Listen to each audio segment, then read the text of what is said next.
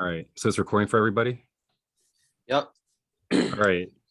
Andy, start speaking like one, two, three. 1, 2, 3, 1, 2, 3. Okay. Do the same, Paul. Uno, dos, tres. Uno, dos, tres. Okay. Un, deux, trois.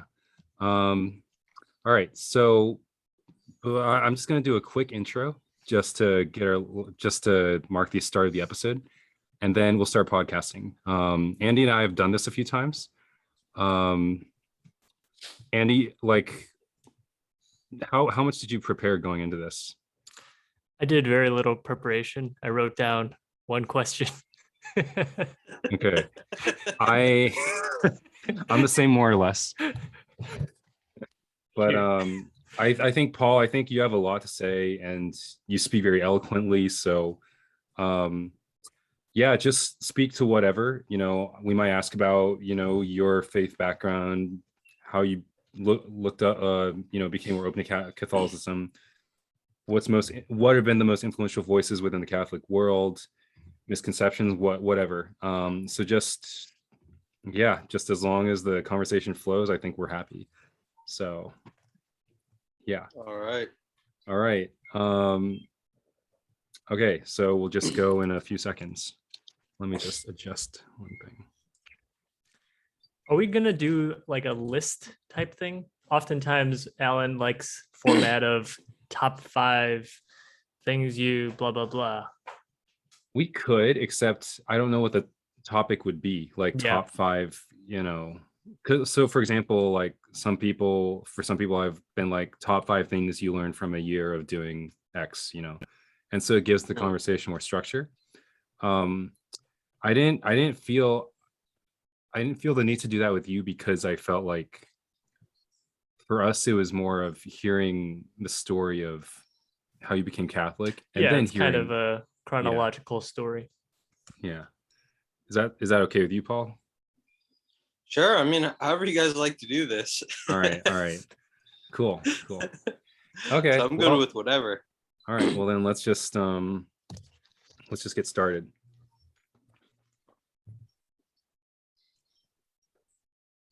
All right. Welcome back to another episode of the world's most interesting podcast, where we take a deep dive into something that, whoever's on this episode wants to talk about. So today it's, me, Alan, with Andy, another co-host, and a very special guest of ours today, Paul Toh. How's it going? It's going well. How you guys doing? Pretty good. And just to repeat, that's Paul Toh. You heard it right. Toh is his last name. Yes. All right. So today. Oh, go ahead. No, I'll let you finish your intro. Sorry. Go ahead. Okay. Yeah. So the way that the three of us have met, for those of you who don't know, is that we all went to the same church. I started going in 2012, late 2012. And I think Andy was there as well. And so we were just, 3 young adults that happen to see each other once a week, approximately. But things have happened since then. Paul got married to Roxy, and along the way, Paul wants to become Catholic, or is Catholic. I don't exactly know. And so Andy and I have been curious. I think we've heard tidbits of Paul talking about, what led to his change in how he identifies himself. And we just want to have a conversation to learn about the process. So I guess to start off, Paul, can you just give us a background of what were the formative moments in your faith journey up until Catholicism? Sure. So I guess I'll start from the beginning for Please. Formative moments. I'll try to be brief and just highlight a few that just come to mind now. I didn't prepare any responses. So I would say first, just my parents' life and their faith was formative over my whole upbringing. And with that, the church community I grew up in a non-denominational evangelical church with a very heavy focus on reading and studying the Bible. So that whole atmosphere of being in a tight knit church community, and my family life was very formative, obviously. Um, the most formative moment as far as when Christianity became internalized for me was when I was 13 going on 14. That was between 7th and 8th grade. That was probably the first time I questioned the faith I had been given. And it was partially prompted actually by having debates during lunch with a friend of mine who was an atheist, who started questioning me on everything I claimed to believe, and I didn't have any responses for him. I tried to respond to him with the best of my knowledge, but I realized after the debates had ended that I actually didn't even know what I was talking about. Mm-hmm. So that led me to read the book Case for Christ by Lee Strobel. And then that summer, our church had a conference, a summer Bible conference. And one of the passages we studied was John 3, where Jesus told Nicodemus, no one can see the kingdom of God unless he is born again. And that prompted in me a desire and a kind of a curiosity where I started to pray, Lord, I want to be born again. And in the John 3 story, Jesus also talks about moving from darkness to light. And I recognize, and so there was some hesitation. I wanted to be born again, but I also recognized like, oh, I mean, I was 13 or 14, so I don't know what exactly I thought I was hiding, but there was, for whatever reason, some fear or shame or some hesitancy about confessing Jesus and living in the light, quote unquote, whatever I thought that meant at that time. But after 2 weeks, one evening, I just felt like, yes, I want to accept Christ in my heart. And before going to bed one evening, I prayed, and I don't know where I got the idea of as far as what to pray, but I just confessed the sins I was aware of to the Lord. And I said, Lord, I accept you in my heart. I want you to be my God. And, and I would say the next day when I woke up, I literally felt born again. I felt like a newborn child. I felt like my eyes were opening. And probably the most profound thing was just the experience of peace and joy. That was pretty pervasive, I would say, for about 9 months. I just felt this sustained sense of peace and joy in my spirit and every day. And not that it went away after 9 months, but it was just so, it was so distinct. It was such a stark contrast to what I felt in my interior life prior to that day. And I would say the other thing the Holy Spirit gave me at that time was after that day, I just was hungry to read the Bible. I just wanted to read the Bible. And in the first 2 years of my Christian life, I read through the Bible 4 times, and I just loved it. I encountered God through the Bible, through reading the Bible, studying the Bible, teaching the Bible. It was one of my favorite things to do every day. And so that was formative. That was in my preteen, teenage years. Let's see. I mean, there's a lot of stuff that happened since then, from 14 to 33, and I guess almost 20 years of walking with Jesus. I would say, what are some other formative moments? I mean, so I guess let's take a stop. So you loved reading the Bible, and then you're like, I don't know, I guess you're 18 years old. Did you go off to college after that? Yeah. So I would say by the end of college, I did experience some type of, by the end of high school, I started to experience some disillusionment with the Christian faith, mainly because of what I felt were my moral failures. So what do you mean? So as an adolescent, I had raging hormones, which was basically just a strong sex drive with no healthy outlet for that, and really no safe place to talk about it. Like, what is this? What does it mean? And so that did lead to me to lots of temptation with pornography, with masturbation, and with that, a lot of shame and a lot of self-hatred. And I felt by the end of my high school that I had lost touch with myself. I felt my external side was, by the time I was 18, I had developed a reputation among my friends in school and in my church that I was sort of this pious, holy Christian who was really doing the Christian life right. This was the reputation. But when I looked inside, I saw darkness. I saw slavery to sin. I saw powerlessness.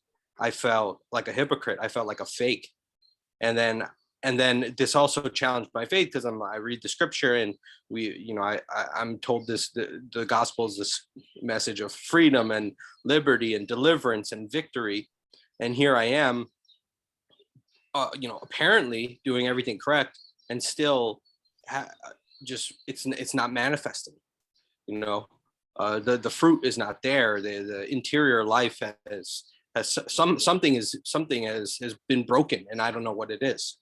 And I don't know how to fix it. And I was putting forward my best effort to try to correct my more private disordered behaviors, specifically around lust.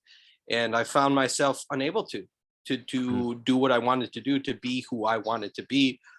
And when I found this discrepancy between my internal and my external side, I've always, I guess, growing up in the church, I always admired or looked up to authenticity, someone who was genuine, who I felt was through and through everything they said they were. And when I see myself becoming the opposite of my own ideal.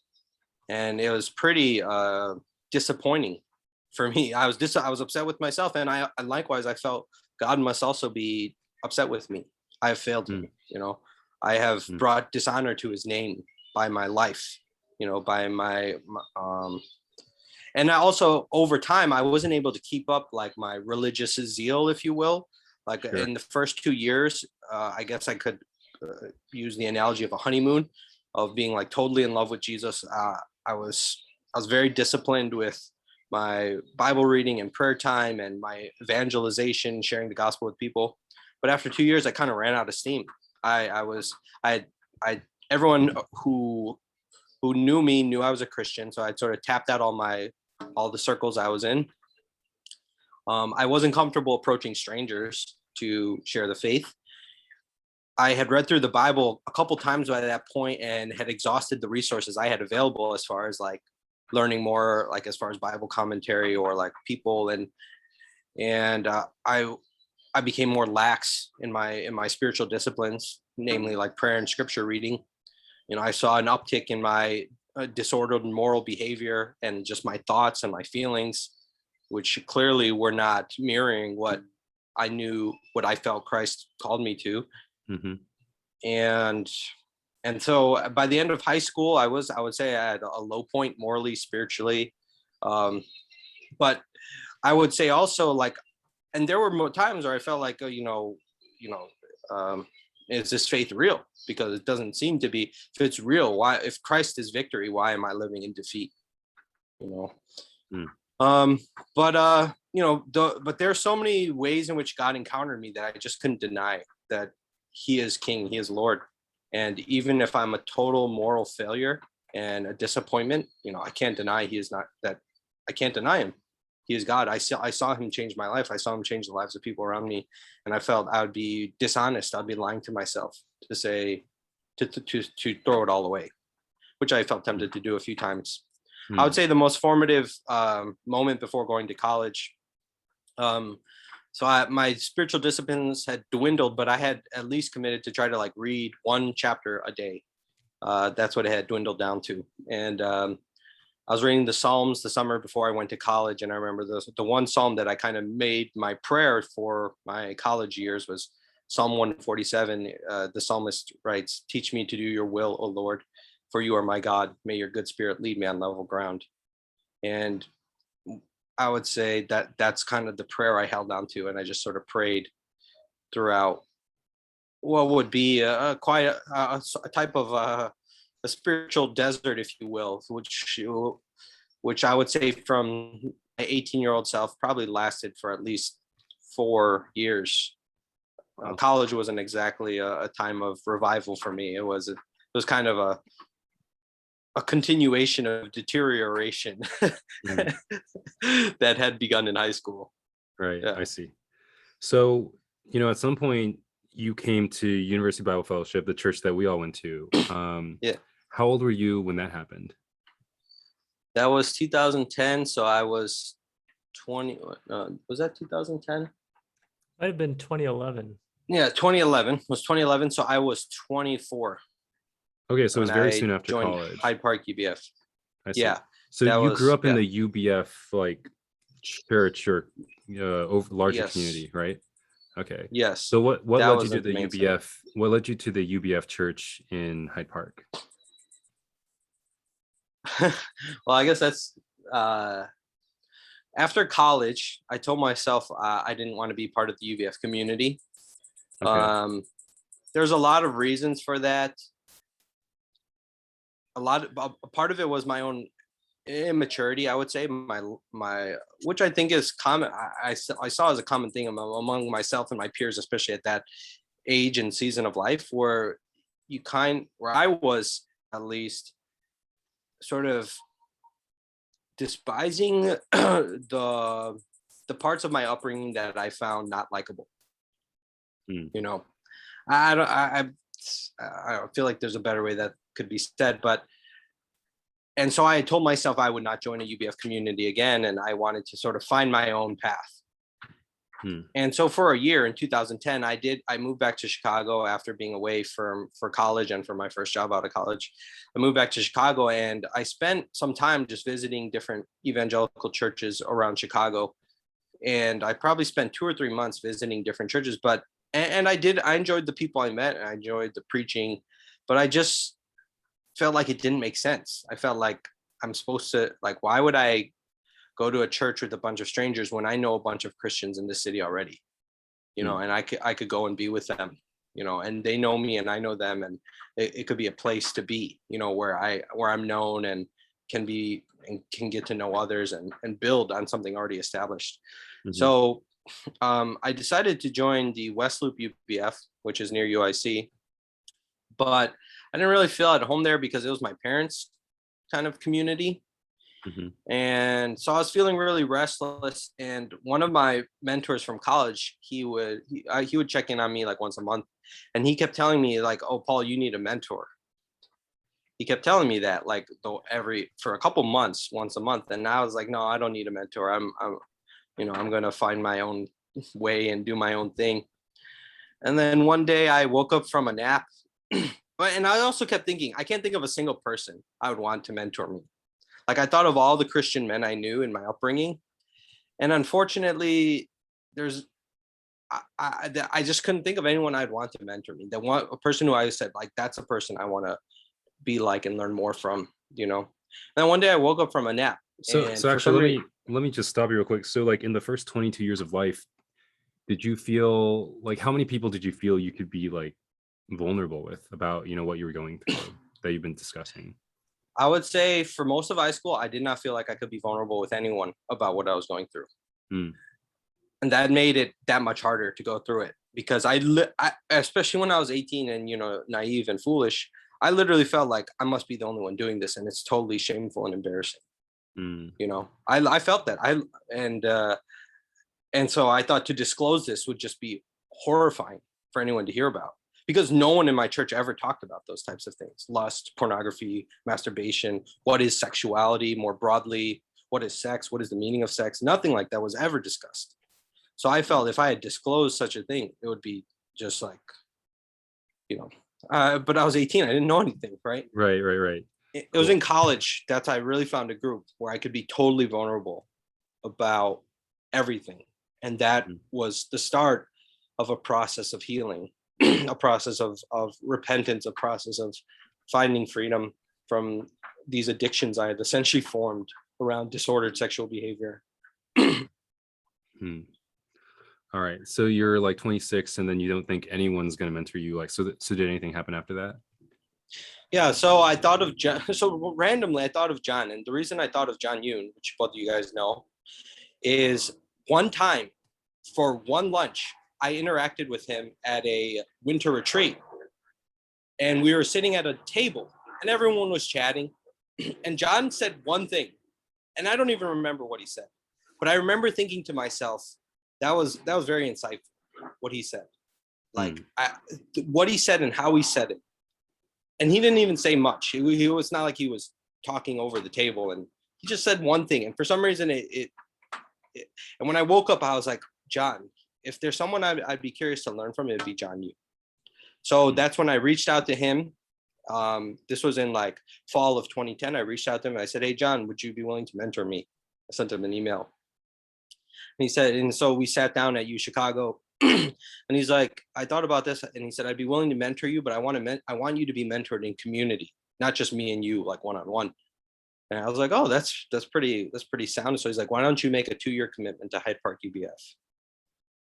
And at that time, the thought of making a 2-year commitment was like daunting to me.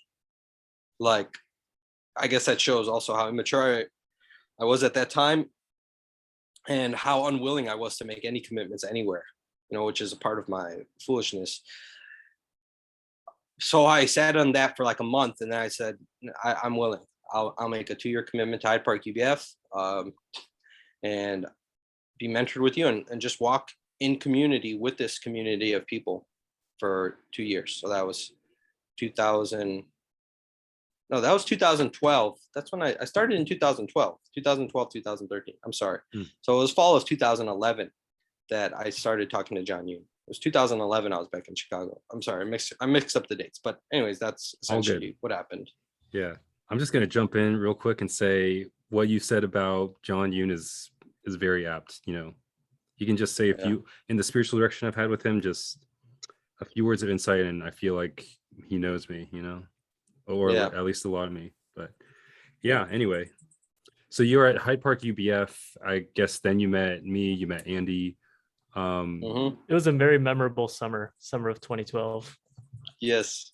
What do you remember about it, Andy? I remember we had summer small group. We would go to different people's apartments. We would cook. We would eat together. Yeah. We'd hang out a lot. There was Charles Fang. There was Ejang.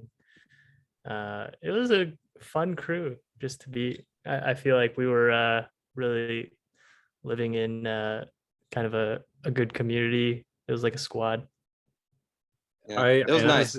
I was there for summer 2013, and it felt very similar. Just hanging out with people, eating together, worship jam sessions at the Bible house. It was a mood. Yeah. It's good times. Mm-hmm. So, how long were you at Hyde Park UBF? So technically, I'm still part of Hyde Park UBF. Okay. I'm sorry for what may seem to each of you, or well, I guess Andy, you've been out of it for a little bit, but Alan, maybe it seems as a leave of absence of sorts. Mm-hmm. COVID partially contributed to all that, but I'm technically still part of Hyde Park UBF. Okay, so I guess so. What started this leave of absence, so to speak? The seed. Okay. And right. And I don't know if we should go in chronological order, because I'm sure Hyde Park, that 2-year commitment and whatever came after was probably like a big part of your life. What were the most important things that happened from 2012 to 2019, 20? Yeah. Okay. Well, so in 2000, there's a lot of contributing factors. So after 2013, when I was coming near to the end of a 2-year commitment, there was some questions about what is my future, right? Or and I felt part of my intention to, because prior to joining Hyde Park UBF, I did 1 semester of an MDiv program at Trinity Evangelical. And I stopped because I was like, I don't know if God is really calling me to be a pastor. I didn't have peace about it. Joining Hyde Park UBF for 2 years was, I think, in retrospect, I don't know if I would have articulated at the time I started, but I think in retrospect, it was me again trying to discern, is God calling me to be a pastor? But this time in a more pastoral sense, not like in an academic environment where I'm training, like in getting an MDiv degree, but in a real concrete pastoral sense, I was trying to discern, is God calling me to be a pastor? At the end of the 2 years, though, I still didn't have peace about walking. I didn't know what the future was. Of or what it meant to be a pastor and Christian leader in a church context, broadly speaking. I didn't have a clear vision about what that would look like for me. I didn't have peace about going down a direction that still seemed very fuzzy and unclear to me. Mm-hmm. So that was one element of it after 2013. So then, but as you know, Hyde Park UBF is a pretty hands-on community, right? So there's still, even though I'm there, I'm kind of stepping back emotionally, like as far as taking on responsibility in the community, like leading Bible studies or giving Sunday sermons or presiding over worship service. Those are some of the things I'd been more actively involved in the first 2 years. I started to step back from a lot of that stuff. Who listens to this podcast?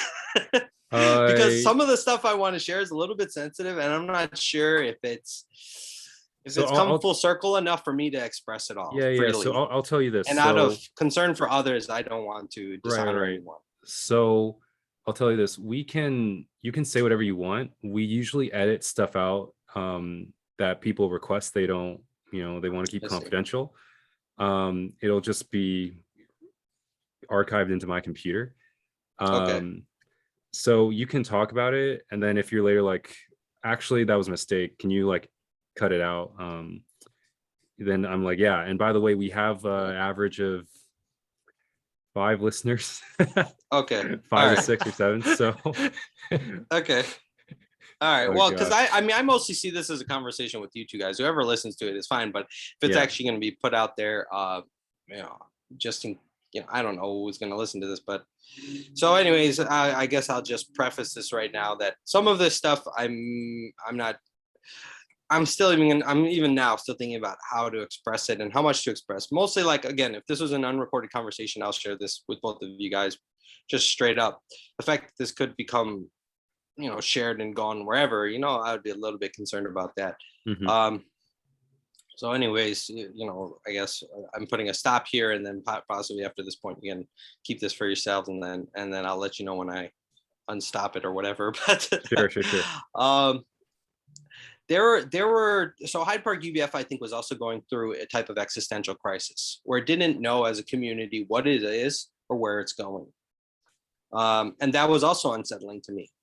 I also felt there's a bit of an I felt, and I guess I've never confirmed this, but I felt it strongly that there was some expectation, some idea that maybe I would step into the reins of leadership of this small church community. And at that time, Pastor Joshua, the Zapata family, the Yoon family, even, they had all expressed in one way or another that they felt some intention or interest that God was leading them in a different direction, And then what did that mean for Hyde Park UBF? And then I also felt, mostly from Joshua Hong more than the others, perhaps. And again, I never confirmed this, and I don't want to. I want to, I respect and love him, but I did feel that he perhaps might have had some unstated expectations about like me taking on this church community. And I was like, we don't know who we are. I don't know who I am. How in the world would I ever? And also, I'm 25. I hardly know anything about anything. At that time, I'm seeing Roxy, and we're having our own turbulence as far as getting to know each other and developing a romantic relationship. And I had a whole lot to learn in that area. And all this is going on, and I just felt like it doesn't make sense. Nothing makes really a lot of sense here. So and then, other things started being introduced into the community that, like, I just felt like a lot of people had opinions about what they wanted to do and what direction they wanted things to go. And I also had an opinion. But then at the end of the day, I was like, why should my opinion trump anyone else's? Why is me who I don't, I'm not, what do I know? Why should my preference take precedence over another person's preference? So then I felt like, but at the same time, I didn't particularly agree with some of the things that were being done, or how they were being done, or the effects of some of the things being done. But then I also didn't feel the liberty to voice my concerns, except perhaps with John Yoon. So then I'm like, okay, what am I supposed to do? Just sort of sit idly by, passively by, that's it's hard for me to do that. It's not in my nature. So I think within that kind of started to cause me to sort of step back. And then plus I had other things in my life to focus on, or that I wanted to give priority to. namely, which was pursuing Roxy at that time. Um, and then also in 2015, my brother and I started a business. So I guess that was another thing too. So as I had mentioned, I saw Hyde Park as a time to, maybe discern like, oh, is God calling me to be a pastor? And I went on a silent retreat in like 2015. 2015 was a critical time because once me and my brother decided to start this business, I realized I was essentially, for now and possibly forever, who knows, I don't know what the Lord's will is for the future, closing the door on the prospect of being a pastor, a Christian or a traditional, whatever traditional sense of a Christian pastor that for some reason I thought God might have been leading me into. Oh, wow. And I felt when me and my brother had committed to starting the business, when we officially formed a legal entity and committed to starting this franchise, that I had closed this door. And that, because I knew, I guess simultaneous to all this, I had always had an interest in like anything entrepreneurship or anyone who's kind of doing something unusual, I guess. And entrepreneurship happened to have a lot of stories of people doing things unusual or things in a non-traditional way. So parallel to all this, since like 2011, that was one of my other interests. And so one thing I knew when we started this business in 2015, based on all the stories I heard of different people who started businesses, is that when you start a business, your first couple of years, you're really, that's going to be like your thing, and you got to be dedicated. Like it's not, you can't treat it like a hobby. And then hopefully after 2 years, you have something established enough to where maybe you can start to balance out some other things in your life. So in my mind, I felt starting the business was closing a door on like, well, then I don't have the capacity to take on a ministry, and mentor people a couple years younger than me when I myself don't even know who I am or where I'm going. And I still have a lot of unsettled questions, and I didn't feel so great about inviting people on a path of following Jesus that I myself didn't even know what the fruit of that, maybe this is what I happen to be doing now, but 3 months later I could find that, what I was doing 3 months ago was total nonsense, and I just told like 10 people who are maybe a little further behind on their Christian path, like, oh yeah, this is what you need to do. And then you know what I'm saying, I was very sensitive about like, oh, what would be the implications of what I say and how I say it. And I had seen growing up in the church, like, the ways discipleship can go sideways. And I guess it made me a little sensitive, like, oh, I don't want to contribute to that. Like, yeah, I want to help people encounter Jesus and walk with Jesus. At the same time, I don't want anyone to look to me to be like someone who's got it all sorted out and, here's what you got to do. I didn't want that. I still don't want that. Partially because, it's probably not best for the other person. But you were uncomfortable at the age of 25, 26 yeah. to I'm adopt the posture of speaking to another's life with like a sort of power and authority when you felt you hadn't really like gotten it together yourself. Is that what you're saying? Yeah. And I mean, I'm happy to journey together. I guess I'm a little more reluctant in a explicitly Christian context to sort of insinuate in any sense that I'm leading anything, and I think perhaps that's still the case. I think perhaps that's also maybe a tendency of our generation, whereas like I saw a lot of people in the church I grew up in, and again, these are great people, but in their generation, it seemed more common that, it was more appropriate for people to sort of take the lead. And whereas like, I feel maybe the millennial generation is more like kind of cooperative, like let's go together, let's sort things out and let's learn from each other, and a lot of mutuality, which I didn't see a lot. And I still, I think is something the older generation is even now still working out to improve upon. So those are some human life factors that led me to start. But there was also the other dynamic, which is the Catholic dynamic, which got introduced to me in 2013, that also ran alongside all of this. Sure. Which is, hey, Paul, before we jump into Catholicism, yes, I don't know if you're willing to share about this, but I think from 2012 till now, another big part of your life that you were referring to was your relationship with Roxy. Like, and Yeah. obviously that's a big crucial aspect of your life. Yeah. Can you just give us the brief rundown of how that all happened? Because it Brief. seems Oh man. Okay, sorry, go ahead. Well, it sorry, seems I'm asking for a lot in a little, but in a little Uh-huh. amount of time. So well, okay, well, let's take as much time as you want on this. No, How I'll be did concise. how did Paul plus Roxy begin?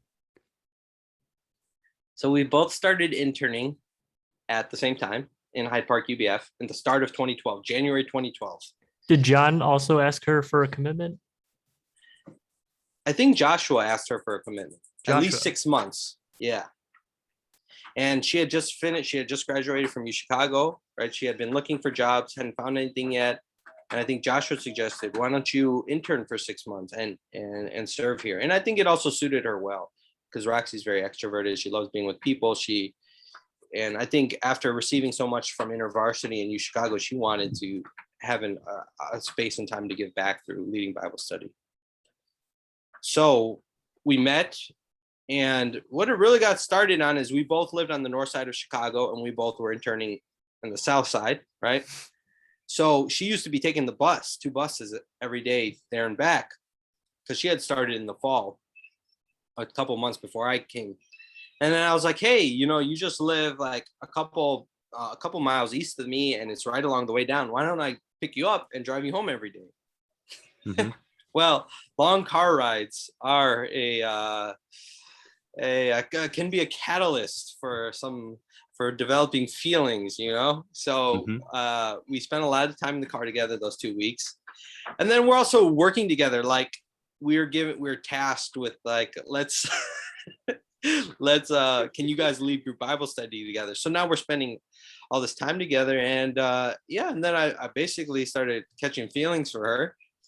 And I was like, oh, she's kind of cute. And I kind of like her personality. And it's very bubbly. And like, because also I had told myself like prior, I was like, oh, I don't think I'm going to meet anyone. I kind of closed the door on that prior to joining Hyde Park UBF. I was thinking like prior to that, I was interested in some different girls, but nothing worked out. And so by that time, I really gotten to a place where I'm like, oh, I guess I'm probably not going to meet anyone. And I told myself, I was open to meeting someone, but I also told myself like, oh, I'm making a 2-year commitment to Hyde Park. I probably won't meet anyone. So like, I was just like, I guess it's whatever, I'm not, I guess I'll just put that on hold. And UChicago, what good can come from UChicago? Right. And and my prejudice where the was like, squirrels are cuter than the girls And tougher than the guys. One of my prejudices was like, oh, UChicago doesn't have cute girls. They just have a bunch of nerds down there. So I was like, that was my, that's what I imagined UChicago to be, coming from, from lowly U of I, Urbana-Champaign. I was like, you're surrounded. So that also contributed. But anyways, I was like, oh, I started having very strong feelings for her, and that was the start of it. I think I've told you this before, Alan, or you, Andy. I don't remember, but to be as concise as possible, 2012, this is how I say it. Roxy might tell it a different way, but 2012 was the year of pursuit, because after I got feelings for her, I told her straight up, like, oh, I like you. I would like to date you. And I date with the intention of marriage. And I totally freaked her out. So after I told her that, and I basically asked her, are you willing to, date me? She didn't say yes or no. She basically told me maybe. And for the next 7 months, she was basically hot and cold with me, without explanation. So we're still working together. She now knows I like her. I don't really know anything about where she stands in regards to me, because she didn't express anything clearly to me. And she's behaving like, some days she's like super warm and friendly and we're like having a great time. And I'm like, oh, okay, we're really bonding. Like this is going to materialize into something. And then the next day she's like super cold, distant. I'm like, did I say something? Did I do something? What happened? And then like, so I was getting ragdolled, that was the year of pursuit. So that was an emotionally That was an emotional whirlwind for you. That must have been. And how many That others were kind of aware of this awkward dynamic? probably John Yoon and Joshua Hung. Okay, so they're Yeah. kind of Uh, amused them silently. yeah, I'm sure they were amused. It was very yeah. I'm trying to think about it. And maybe I confide in my brother? Maybe I confided in my older brother too. But he's not, he wasn't in it, so that he was kind of a good outside person I could talk to about it. Was it really difficult to see these hot and cold back and forth episodes? Yes, I would say 2012 was probably the most emotionally painful year. This sounds dramatic, but I think it's accurate. I would say it was the most emotionally painful year of my life. Because, I mean, also simultaneous with the way she was making me feel was through that process, the Lord was exposing a lot of things in my heart that I wasn't aware were there. Essentially, there's a lot that can be said, but essentially that I fundamentally didn't trust God. And I wanted some control and some assurance, and it was being withheld from me, and I did not handle it well. So that was a very hard year for me. It was very taxing, emotionally, mentally taxing. You're saying that you realized you didn't trust God because you wanted control over the situation that was so taxing for you. I think it had shown me that everything, when it came to praying for marriage and pursuing Roxy, I wanted I don't know how to express it concisely. So I wanted things to happen in a certain way, and I wanted to do things intentionally so that the outcomes I wanted would come to pass, and the things I wanted to avoid would be avoided. And what I encountered with Roxy is everything I tried to intentionally avoid was coming to pass. And I think it was tied to the fact that previously in my adolescent years, I had this huge crush on this girl, and she never reciprocated mutual interest. And at that time in my adolescent years, I internalized that to mean like, oh, I'm not likable to girls. I'm not attractive to women. And then it led to like low self-esteem and all types of feelings of worthlessness in my adolescent years. And in that whole time, with this girl I liked in high school, I wanted reciprocation. I wanted there to be mutuality. I wanted to be affirmed, right? But I never got that. And it wasn't her fault. We're both children essentially at that time. But it kind of made me cloister up, like I never want to go through this again. That was the mentality I formed at that age. Like I'm never, and the way I told myself I'm never going to go through that again. The next time I meet a girl I like, I'm going to be super clear with her up front, and I expect her to give it to me straight one way or the other, and that'll be that, right? So Roxy, so I was like, all right, so here, she's cute, she seems so friendly, warm, she seems very confident. I'll just express it to her, and she'll let me know one way or the other, and I'll go either way, right? Well, I didn't know what to do with a maybe. Like, oh, am I supposed to wait then until she says no? Well, then what if I feel like a chump? What if she keeps me waiting for like 3 months, 6 months, which is what she ended up doing. And I feel like a chump, and then she leaves me. What if she keeps me waiting and says no? What if she keeps me waiting and says yes, and then says, oh, actually forget about it? Then I'm like, then I feel like a loser, then it drew out all those fears, my teenage fears, low self-esteem, worthlessness, like all the things that I was insecure about, she was drawing out of me in the year of pursuit. She didn't know it. She was being insecure herself in a way. But I mean, the way I also understand these things, I felt the Lord was drawing it out. All of my insecurities, he was bringing it to the surface. And he was asking me like, trust in me. Do you trust in me? And it was very hard for me to give it to him. To say, yes, Lord, I trust you. Even if I get burned, you're still good. even if this doesn't go the way I want it to go, you are still God. You are still good. I couldn't give it to him. I wanted it to come into, I wanted to protect my, it was this type of, so that's what I mean by like, and the, I guess going back to your initial question of formative moments, the most formative moments in the 2012, in the year of pursuit, which I call the year of pursuit of Roxy, the Lord, and these both of these psalms came to me through John Yoon. So Okay. I one day I expressed to John, like, I'm just totally broken. I don't know what to do. Like, I feel like I should move on. But then I kind of perceived Roxy liked me, but she never made it clear. So I felt like I didn't want to assume that she did when she never expressed it clearly to me, but I perceived she did. And then I was like, well, I can't just say, oh, Roxy, forget about it, I'm moving on. Because then I felt like I might hurt her, which also I wanted to avoid. I was like, whatever I do, I don't want her to get hurt. That was another one of the things. So John, one day I was devastated, and he gave me Psalm 130, and the Lord kept bringing that psalm back to me when I prayed.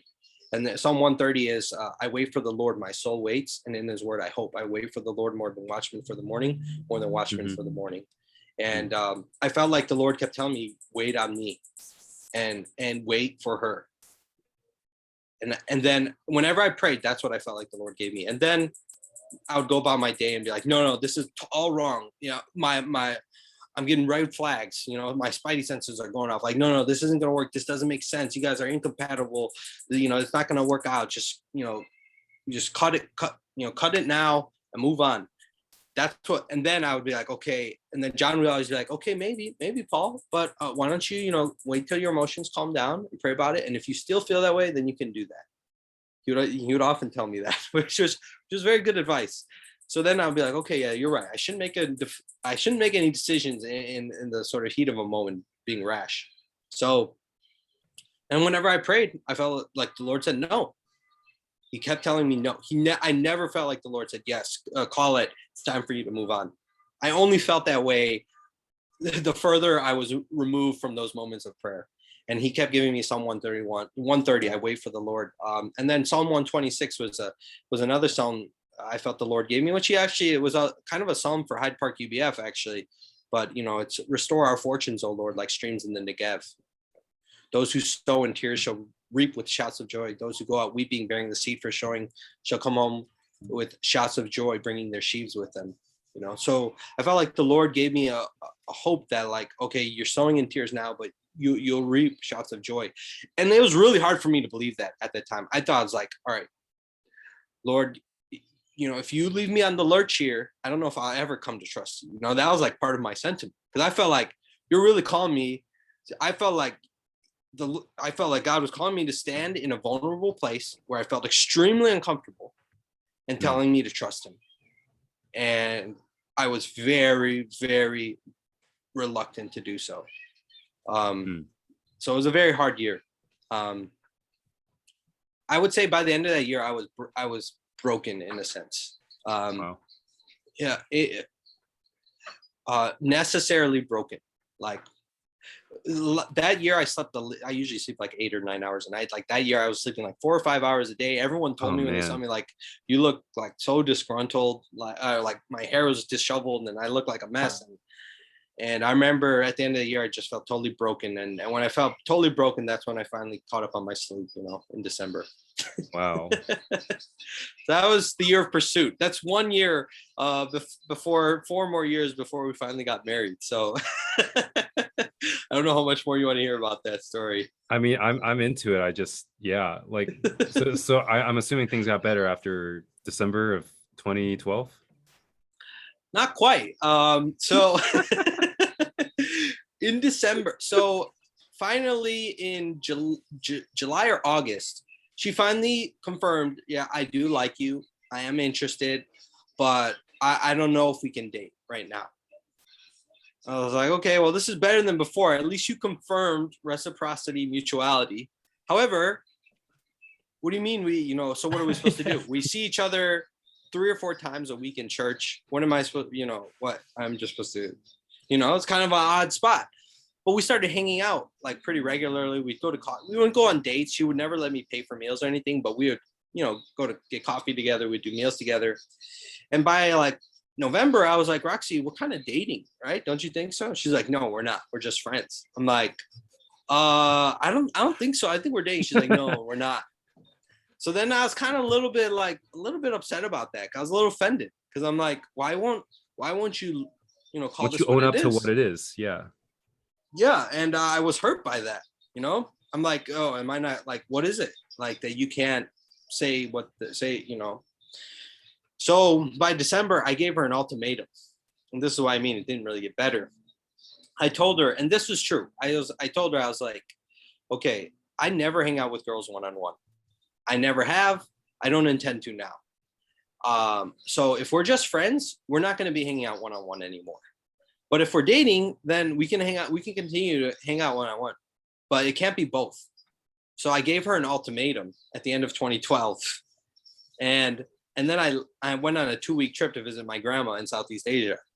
And I said, let's not communicate while I'm gone. We said maybe we exchange one email over 2 weeks. And I said, when I get back, you can let me know. Either we're friends, in which case we're not doing this one-on-one stuff anymore, or we're dating. So but here's the thing. When I went to Malaysia and that was like a break away from everything.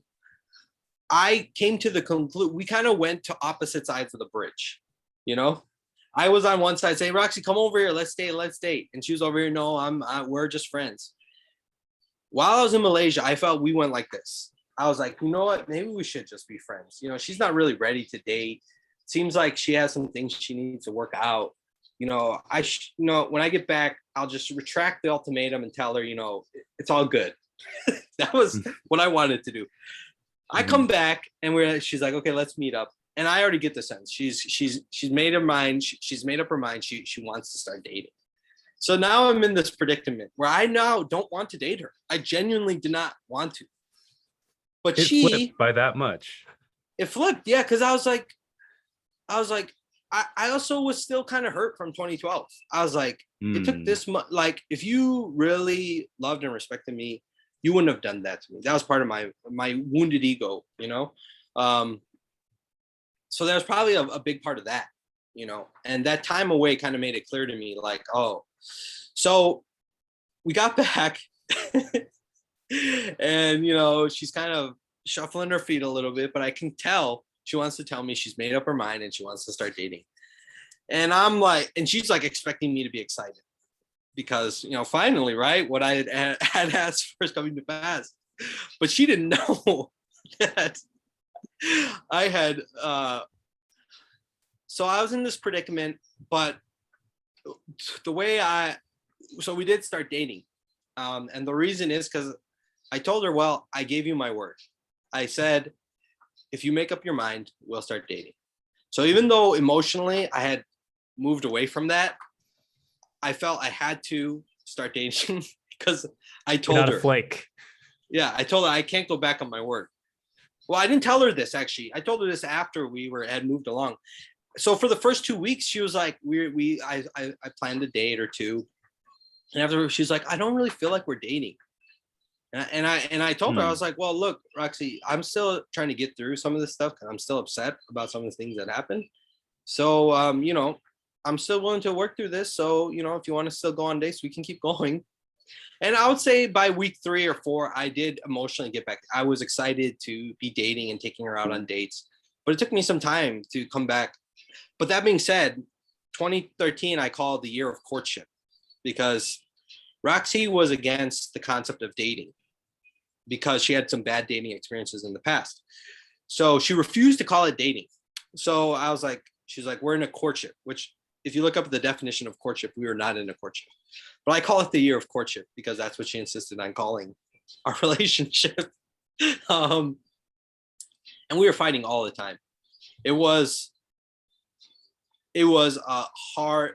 It was very strange because we were spending basically 6 days a week together, at least 4 to 6 hours a day, if not more. Wow. And I was spending a lot of money on food. I insisted on paying for all outings. So I was spending a lot of money on food and entertainment for her and for I. and we were fighting all the time. And it was like, we did not know how to communicate, you know. It was a hard year. It was another hard, but it was like, you know, we'd fight and then we'd make up. So it'd be like, it was like so cyclical. It was cyclical. And like when I was angry, I was so angry. But then once we made up, I was like, I had to really control myself, you know, because the passions were getting very strong, you know. So it was hard in a different way, you know. Yeah. And by the end of 2013, we broke up, which I think you know. But we had been fighting so much. Our fights would take anywhere from like 3 to 5 days to resolve. So after doing that, we both kind of got tired. We both liked each other and enjoyed each other. So again, it's strange. Literally for like 7 months, we're spending like 6 out of 7 days a week together, fighting almost every day. We're together over something. Something happens, we start fighting about it, you know. Do you even remember what the fights are about, or do you just remember the fact that you guys are fighting? I remember some of the fights. Okay. Yeah, I definitely remember some of the fights. I mean, a lot of it was related to the differences in our personality. All right. Sure. And the fact that we're both immature in the expressions of our personalities, you know. So I can be very blunt and forward, and she can be very truth avoidant sometimes, you know. We both had to work on that. She had to work on accepting, like if I told her something that was true, that was like, for example, if I ever told her she was doing something that bothered me, it would like devastate her. And she'd be like, oh, she would be concerned that like this relationship's going to fall apart. She would be concerned about like everything, you know? And then from my perspective, I'm like, if I can't tell you the truth, how can we have a relationship? No, but I was also delivering the truth in like the most rude and harsh way possible, you know, like from a place of annoyance and irritation rather than gentleness and kindness, you know? So I was agitating her and she was agitating me, and it's like this reciprocal thing, you know? So yeah, but by the end of the year, we did decide to break up. We did find, I mean, there are also things that came up that she realized that can't be worked out in this relationship, in the context of our relationship, because there was a level where she just couldn't trust me, you know? She, you know, and I told her this once. I was like, Roxy, I feel like I work like a dog to get like an inch of your trust. And then like, you can have, it can literally be a bad dream, like a word I said that I didn't even mean it a certain way, but for some reason she interpreted it a certain way. And then she would like peel back 3 steps, you know? And that was also hurtful to me. I'm like, did I do something to not win your trust, you know? And, so by the end of that year, she realized there's issues she needed to work out on her own, you know? And so we mutually agreed to break up in October of 2013. Yeah. Then you got back together later, then you got engaged and you got married. Yes. Okay. Was that more? I don't know if that's too many details there, but. No, I'm enjoying it. I mean, when did you how long did it take for you to get back together? It was about a year, 1 year. The year of 2014. retreat? So year of 2014 was a year apart. Maybe a year of retreat would be good. We both kind of had to take our retreats, you know, be by ourselves for a little bit, sort some things out. Yeah. And during that time, I'm guessing you were retreating with John Yoon and Joshua Hung? During that time, I was just, that was 24. That was when, it was in 2013, 2014. Yeah, I was just enjoying myself. I don't remember what exactly I did. I was happy to break up because the relationship was so stressful. I mean, I really liked Roxy and I enjoyed her companionship, but I also realized, but that was the first time I was happily single. That's also what I tell people. Up to that point, I was never happy to be. Roxy was my first and only girlfriend and now my wife. So prior to meeting Roxy, I'd never dated anyone. And I was always unhappily single. I always envied guys who had girlfriends and imagined that life must be so good, you know? That was the first time I was like, I'm happy to be single. If Roxy is not emotionally ready to trust me, it's better to be single than to be in a relationship with a woman who just fundamentally doesn't trust you. And that's kind of the conclusion I came to. So I was happy. I was like, I'm good. I'm like, and my mind, and we both, when we broke up, we both said, if I told her, I was like, don't hold on to me and I'm not going to hold on to you. I'm open, maybe the Lord will bring us back together, but I don't know if he will. And I don't want you to hold out hope for that, maybe he will, maybe he won't, and so I did tell her, maybe he will. And I am actually open to revisiting this relationship in the future. But if he doesn't, he doesn't. And, I want, I need you to be okay with that. And I'm going to work on being okay with that. So we had agreed on that in we did our last date. I think it was October 31st, 2013. It was Halloween. And we both cried a little bit. We were both sad about it, but we both knew it was the right thing to do. So that was our breakup date. And then, yeah, that year I was chilling. And during that year, she did a lot of work, I would say. I did have to work through one thing during the year of retreat, and that was forgiving her. I realized one thing that contributed to a lot of our fights is that I had gotten bitter towards her. Like I'd always consider myself someone who's quick to forgive, like a type of person who doesn't hold grudges. But I realized that some of the ways I felt hurt by her in the year of pursuit and the year of courtship, I said I forgive her, but inside I was still really angry at her. I felt like she really hurt me, like disrespected me. I guess it was wounded ego type thing. And I had to wrestle with the Lord to forgive her. And I would say I had a breakthrough moment in the summer of 2014 to fully forgive her.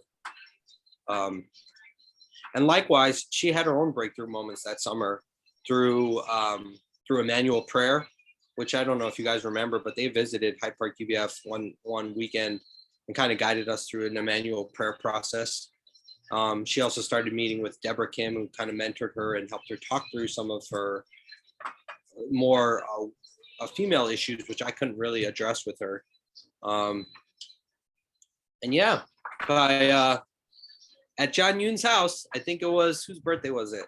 It might have been Mary Yoon's, little Mary's birthday. She had gotten there early to prepare decorations, and I got there for the party. And I remember I just looked at her, and she looked at me, and I was like, something's different. I feel like something's changed, So sorry, let me stop you real quick. So like during that time of retreat and being single and living the single life, do you guys like really not talk to each other that much when you guys saw each other at church? No, we still talked like we're still seeing each other at church like 3 times a week, right? Because that was about the frequency we're going to church. Yeah, I felt totally fine around her. I didn't feel awkward or uncomfortable or anything. Okay. I think she was more sad about the breakup than I was. She knew it was the right thing to do, but I think she was sad about it more than I was. So yeah, no, we still chatted. We even still chat. I remember at the Easter retreat in 2014, we went for a walk during one of the afternoons together, and that's when I realized I hadn't forgiven her, because she started talking to me. She's like, "Oh, how are you doing?" And she was kind of curious. I was a little curious how she's doing.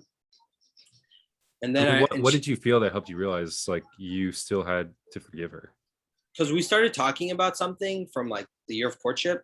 And I started getting angry again, like a little bitter. It started coming up. And she's like, I thought you said you forgave me. And I was like, I guess I didn't. I guess I'm still mad. I guess I'm still hurt. And we didn't fight with each other. But the song Hello comes to mind.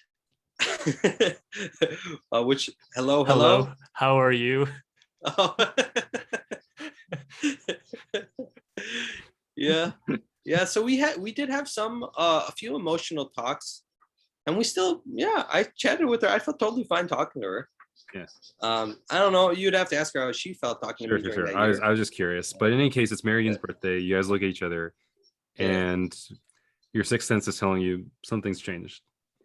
Yeah, I felt like I saw a freedom in her eyes, like, and and I also felt free in my spirit too, because that was shortly after I felt like the Lord helped me fully forgive her and release all my bitterness. And truly, my bitterness and grudge against her is partially me blaming her, but it was partially me blaming the Lord. You know, like angry with God. Like, oh God, why did you put me in this terrible situation? I hadn't dated anyone. I know I failed a lot morally in regards to pornography and other things, but I haven't had sex yet. I considered myself, and there was a lot of self-righteousness that the Lord had to break down, like, and then I felt like my first dating relationship was so terrible. I thought it was supposed to be wonderful. I thought it was kind of entitlement too, again, back to like this wounded ego thing. It's a lot of foolishness, so I felt a freedom. I perceived in her eyes a freedom. And then afterwards I was like, hey, you want to get coffee sometime?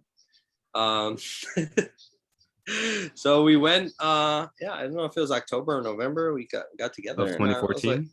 Of 2014. And I was like, do you want to, would you be open to starting this thing back up and, seeing if we can make it work?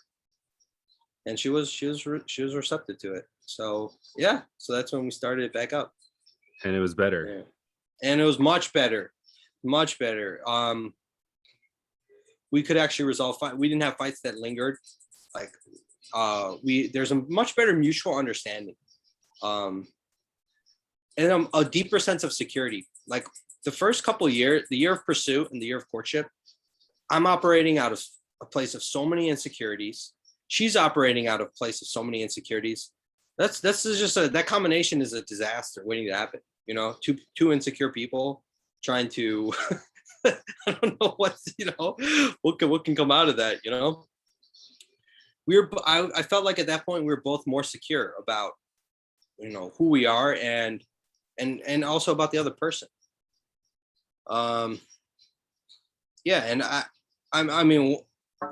There's another story I can tell, but perhaps I'm talking too long on the subject. But what's the story about?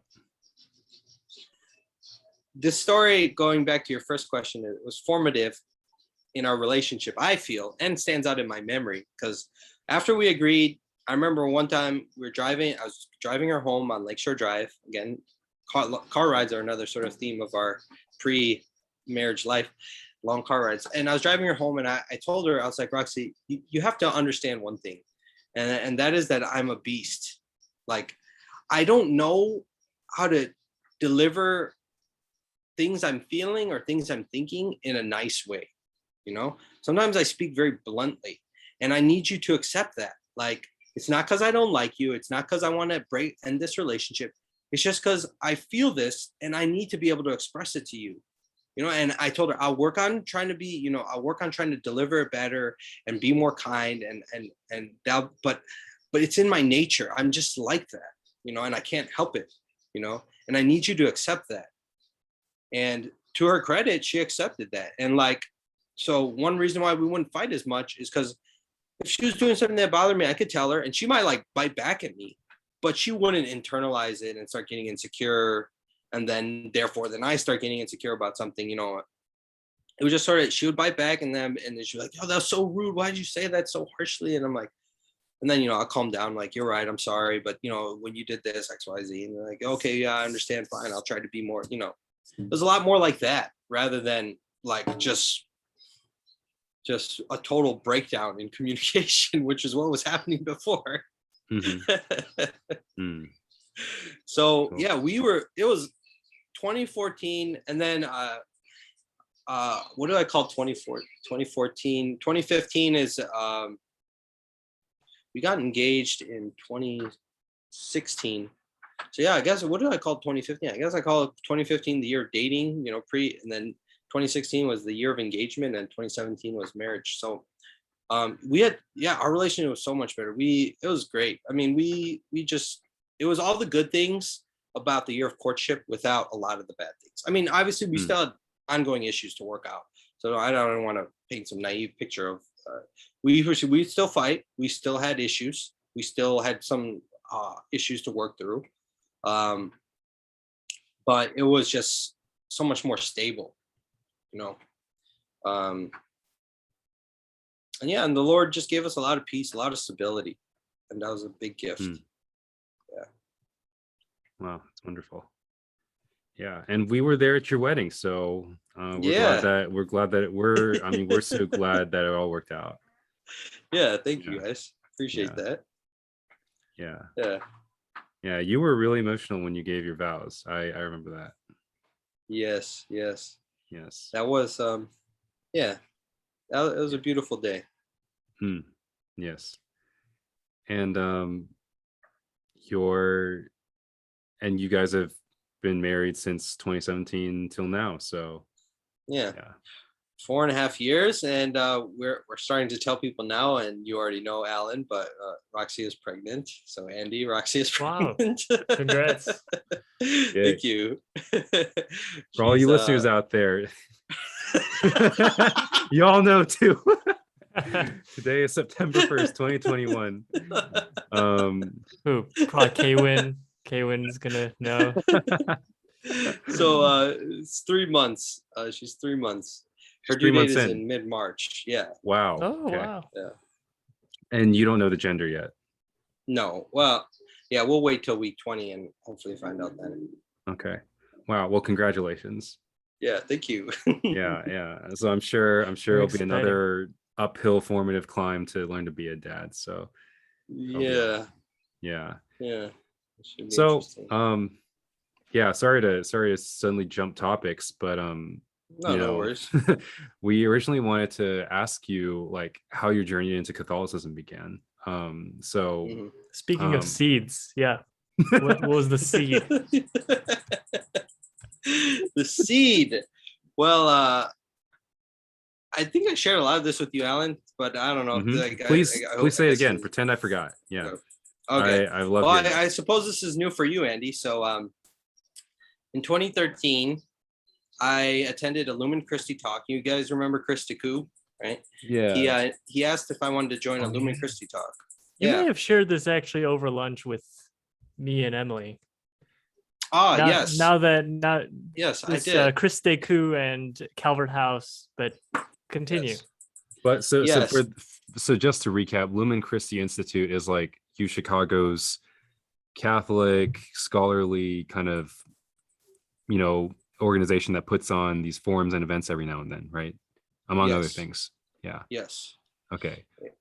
And they, and Lumen Christi in Latin is like Illuminate Christ. So that's all I knew about the name. I didn't really know anything about the organization. I just knew Lumen Christi, and I was like, oh yeah, sure, I'd love to attend some talk by Lumen. I didn't even really know what the subject was. But the subject was the Immaculate Conception, which is the teaching from the Catholic Church that Mary was without sin because she carried Christ within her womb. She herself was immaculately conceived. So that was the seed. And it was the seed in the sense that it was the first time I became really curious about like, okay, because prior to that, attending that talk, I had thought, right, that this was a Catholic superstition that uneducated, naive people buy into because they haven't read the Bible. And if the Catholics would just read the Bible, they would quickly learn that this is an erroneous teaching and they shouldn't be promoting this stuff. That's what I thought. But I went to this talk and it was like 100 people in there. Most of these were guys. Most of these guys were UChicago grad or PhD students. And some of them were professors. And I'm like, how are all these UChicago geniuses taking this teaching seriously? I thought this was a Catholic superstition for the naive and uneducated. So then it made me really curious. I was like, okay, all right, I want to understand what Catholics believe in, why, so that I can engage in apologetics and convert some Catholics to what I thought to be the true Christian faith. So that was the seed. But that was the seed of inquiry. But it didn't start there. I didn't try to understand what the Immaculate Conception is. The first thing that I was introduced to was Theology of the Body, which is a series of encyclicals a series of homilies by Pope John Paul II that he gave in the early 1980s. And it was compiled into a work known as Theology of the Body. And it's essentially him doing Bible study on Genesis chapters 1-3 and Ephesians 5. And it was through the process of going through that I found within his articulation of the Christian faith and the human experience a lot of wisdom, a lot of truth and a lot of harmony. And this is something I did not feel, or this is one aspect of a lot of my Christian journey up to that point where I felt unsettled. Like I felt like I could not find the harmony between how the Christian faith was being articulated, at least among the people I had, grown up with and spent most of my life with, and how my human life is experienced. I felt like there's some kind of disconnect here. And listening to his talk, I just felt it brought so much light on human sexuality, the human person, male and female, marriage, sex. It was the best Bible teaching on Genesis and Ephesians I ever heard. And after that, I was like, okay. And then I guess the other point of contact was like, all right, John Paul II, he prayed the rosary.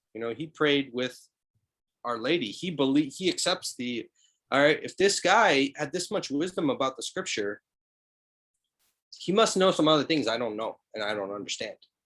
And from that summer of 2013, I pretty much became almost exclusively interested in reading and learning from Catholic authors and thinkers, and mainly primary sources, meaning I'm not looking, if you look at the worst of Catholicism, there's a lot of things to find wanting, right? I kind of was like, all right, I want to hear from the popes, and I want to hear from the top guys, and then see what it's all about. And so I read some stuff on Pope Francis, and the more I read, I was like, I just felt a deep resonance with the scripture, and through a long process, I found myself converted. Wow. Is there anything that you read, from Pope John Paul II and his encyclicals, or anyone else that really stuck out to you?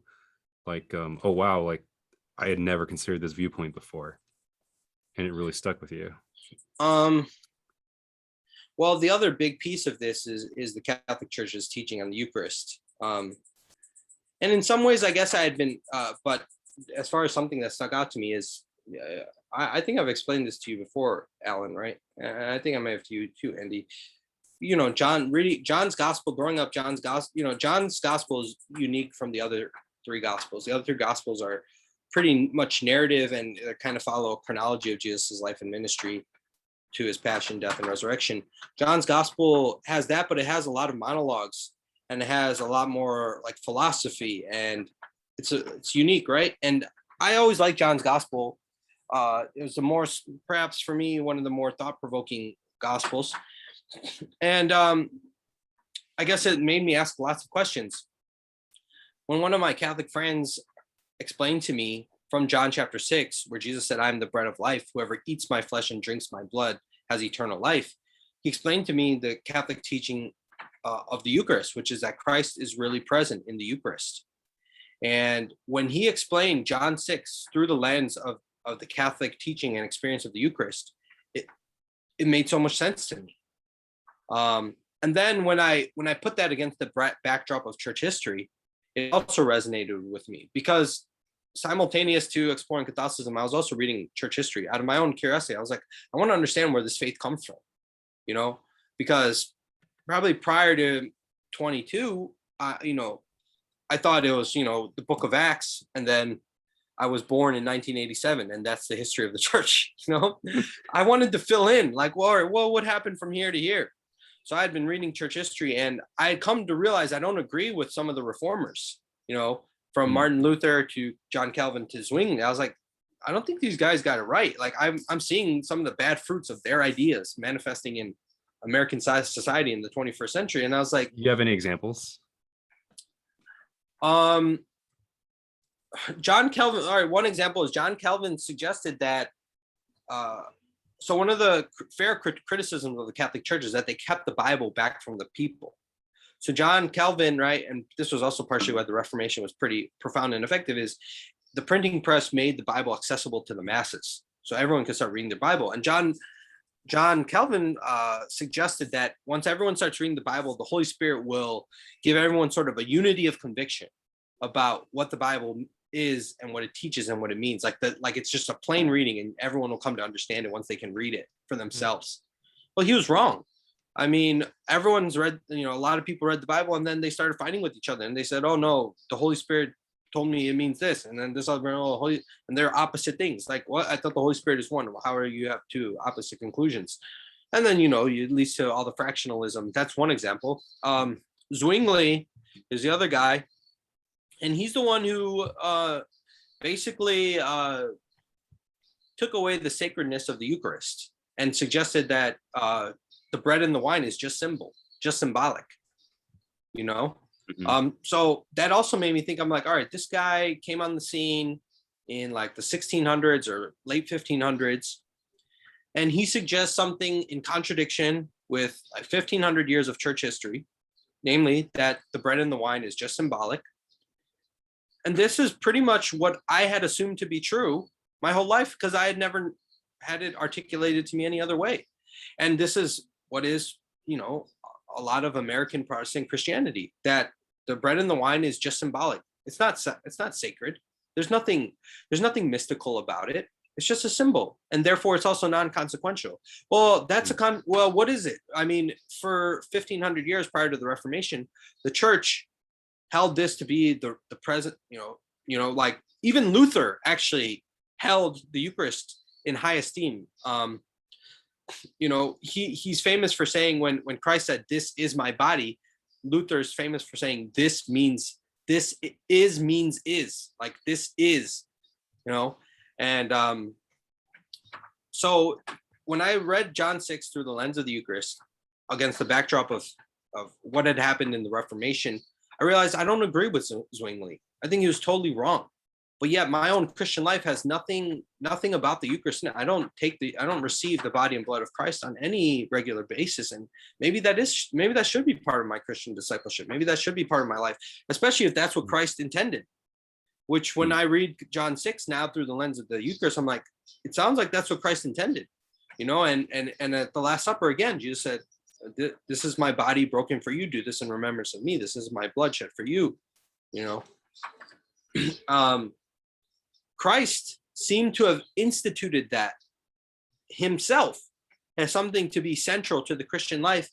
And here we are so many years later, we're so many Christians, this is a non-consequential piece of the Christian life. And I think there's error in that. I think there's something lost in that. I don't think that's what Christ intended. And even all pragmatic considerations aside, if Christ is truly present in the Eucharist, I mean, my confession to Christ has been since the day he encountered me, like, I want to follow you wherever you are. And when I felt, and then when I would attend Mass, I was like, I believe Christ is present in the Eucharist. I believe he is truly present. I'm in agreement with this deposit of faith that has been passed down through the generations for 2,000 years now. I'm in agreement with it, and I want to come into agreement with it. I want to live out in agreement with it. So that was the biggest thing. So all the other things about Catholicism that I was very uncomfortable with, like Mary and the way Catholics worship and the church buildings, that stuff was all foreign to me. All that stuff, I was like, it doesn't matter, because if Christ is present in the Eucharist, then I just felt like that's where Christ was leading me at. And so that was formative. And I would say attending Mass, like, I love attending Mass. I like for a lot of reasons, but I guess one aspect of it is that as I get older in my Christian life, I feel like I appreciate more contemplative aspects of Christianity. And to me, the Mass is a beautiful time for me to be still and in the presence of the Lord. And I love that. Let's pretend, for the sake of our listeners, I have no religious background. What is Mass exactly? What do you do, and what allows it to be so contemplative? What allows it to be so contemplative? I would say, well, first it's contemplative in that it's a large, quiet space. I suppose that tends to lend itself to contemplation. A lot of Catholic churches, tend to be quiet places, especially during the Mass. where Protestant services tend to be, depending on the church you go to, or at least in the ones I've been to, like they tend to blur the line between worship and entertainment. You know, which as I was getting older, I really didn't like that. I was like, church should not be for my entertainment. Like, because then because I feel like then I'm going to start treating Christ like I treat like my favorite boxer. Like I just want to be entertained, you know? Yeah. That doesn't, you know. So it's contemplative, you know, in contrast to that, you know. Or before I felt like I used to go to church because I want to learn something, you know, like it's like an academic environment or something. You know, my mind needs to be stimulated by some profound thought shared by the preacher or something, you know, or my own, you know, but I'm like, no, it's not about me having some profound, it's just about worshiping Christ. And in that sense, Mass is contemplative for me. It's not about like me going to hear some great preaching or have my mind stimulated or be wowed or be like a motivational Christianity, you know, speaker. It's just about encountering Christ in the Eucharist, worshiping him. That's why it's contemplative. As far as what is the Mass? Was that your question? Yeah, sure. What is Mass? You know, in case you don't have that background or familiarity. If to someone who doesn't have any exposure to Christianity, I would say, man, how could I pare it down?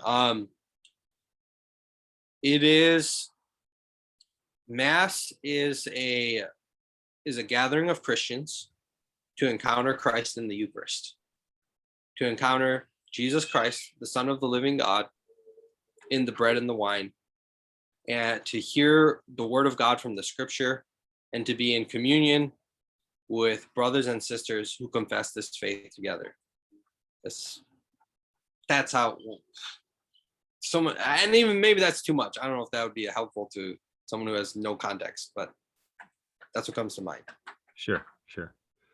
So when you had this insight about the Eucharist, you know, what year was it? You know, at what point in this journey were you at? That was 2013. 2013. Okay. Yeah. This is still pretty early on. Yeah. So pretty much within 3 months of like digging into things, by the end of that, I was convinced I was wrong about my assumptions about Catholicism. And at that point, I was very conflicted because emotionally, first of all, I never imagined myself becoming Catholic. And I didn't want to become Catholic. I was like, you had more familiarity with the church you grew up in. Catholicism is a whole different paradigm of thinking and living out the Christian life. That was foreign to me. I never imagined living, you know, that was also in the midst of like this situation with Roxy. So I'm like, well, you know, I'm still at that point, I was still in my 2-year commitment to Hyde Park UBF. So I'm like, you know, everyone I know who's Christian is, you know, not Catholic. I didn't know a single like. So, and then there's also just discomfort. Like, I mean, I like the Mass, but like, I was still uncomfortable with like, why do Catholics have statues in their sanctuaries? You know, like, well, why do they keep talking about Mary? Like, maybe they talk about Mary too much. I was still very uncomfortable with a lot of those things, you know? Yeah. And then I was like, and then prior to that too, I kind of thought like, oh, God's going to call me.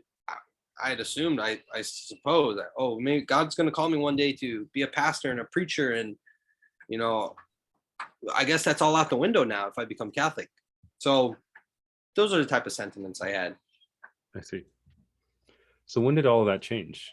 How did all of that change?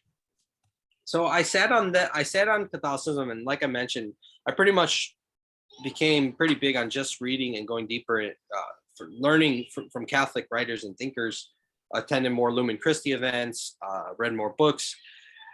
After Roxy and I got married in 2019, that's when I finally realized, I was like, all right, look, I don't have any peace about going deeper into Protestantism. I have less and less, the more I learn about Catholicism, the less peace I have about like becoming what I thought I would become, a pastor, a preacher or something. So it's like, and this and like I still feel drawn to Catholicism, like strongly drawn. That was another thing I thought in 2013. I was like, oh, maybe I'm just like infatuated with this right now, and it'll be like an interest that sort of rises and wanes, which I tend to do with lots of different interests. But it didn't go away from 2013 to 2019. That it was still strong and getting stronger inside. So then I decided, like, all right. And then I also felt like I'm sitting on the fence, right? I'm in Hyde Park UBF, but not really like fully present there. And then my mind and all the things that fascinate me are increasingly in the Catholic world. So I told Roxy, I was like, all right, if we're gonna like serve Christ in a communal context, we need to make a commitment somewhere, right? And I feel led to the Catholic Church. So I was like, why don't we try to discern this together by joining RCIA, which is Rite of Christian Initiation for Adults. It's 6 months, every Sunday. We learn something about Catholic Church, Catholic teaching, Catholic doctrine, the scriptures. And then I said, and we'll also attend Mass, because I was like, you have to attend Mass. You have to participate in the Catholic worship experience to discern, right? Something. So RCIA plus Mass, plus we were going to Hyde Park UBF. So Hyde Park UBF on Sunday morning, Triple RCIA header. in the afternoon. I'm sorry? It's a triple header. Yeah. Our Sundays were busy, and Mass in the evening. And we did that up until COVID hit. And then everything went virtual. So we're doing all of that virtually. And once we went through RCIA and I started attending Mass every week, I just felt confirmation. I was like, yes, there's no going back. I kept telling Roxy, I was like, Roxy, the future is Catholic. She didn't always like to hear that. But how did she feel about this, given that you two are married? I think she felt some restlessness. Like I would point out things to her. I'm sharing a lot since 2013, even when our relation is going to, we talk about faith all the time, right? So I'm sharing with her things I'm learning, things I'm thinking about, things I'm observing. So she was aware. When I told her I want to become Catholic and that I want to go through this discernment process to see if this is really where the Lord is leading us, she is like, she generally has aversion to like change, especially big changes, Like dating you. Yeah, like dating me, right? As evidenced in the year like pursuit. This is it's a common committing theme to a whole nother thing. Yeah, Same right. Story. It was a big thing to ask of her. But she was willing to go through RCIA and start attending Mass with me. So yeah, she was open. And truly, as I shared stuff with her, I think she was interested, she could, as I pointed out stuff to her where I felt like, there's a lot of holes, logical inconsistencies in Protestantism. I think she agreed. Like she was like, yeah, I could see that. And then as I articulated the things I'm learning from the Catholic world, she was like, yeah. And she loved RCIA. Cool. RCIA, and I loved RCIA. It was really good. Father Andrew at Calvert House, who's now been serving a position actually in Rome now. Wow. But RCIA was just so good with him. He was so articulate. He understood the Protestant critique. So like he was really good at addressing us where we're coming from and just providing such sound basis for what Catholics believe and why. And also it wasn't like him, you felt no pressure, it was just him articulating it out of his own convictions, and RCIA Catholics are very low key, RCIA, there's like very little pressure, like, oh, we really hope you become Catholic by the end of this. They're not like that. They're like, you need to discern and take your time. And if you're not ready, you're not ready. That's their whole mentality. And that's very like freeing. Yourself. Yeah, it's very freeing. We never felt any pressure. Like, oh, by the end of this, we got to make a decision. If we don't, we're going to really disappoint some people. Like, it felt totally free. Very healthy.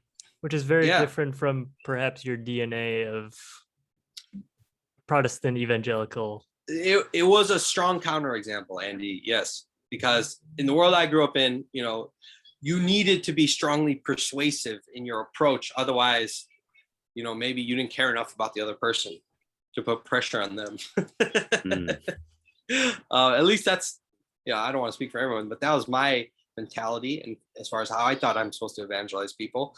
And it's also what I had experienced to a degree from others. So this is the first time I'm like, wow, they're really like totally fine whether this group of people become Catholic or not, and and are really good about giving people their space to discern and make sure they make the right decision.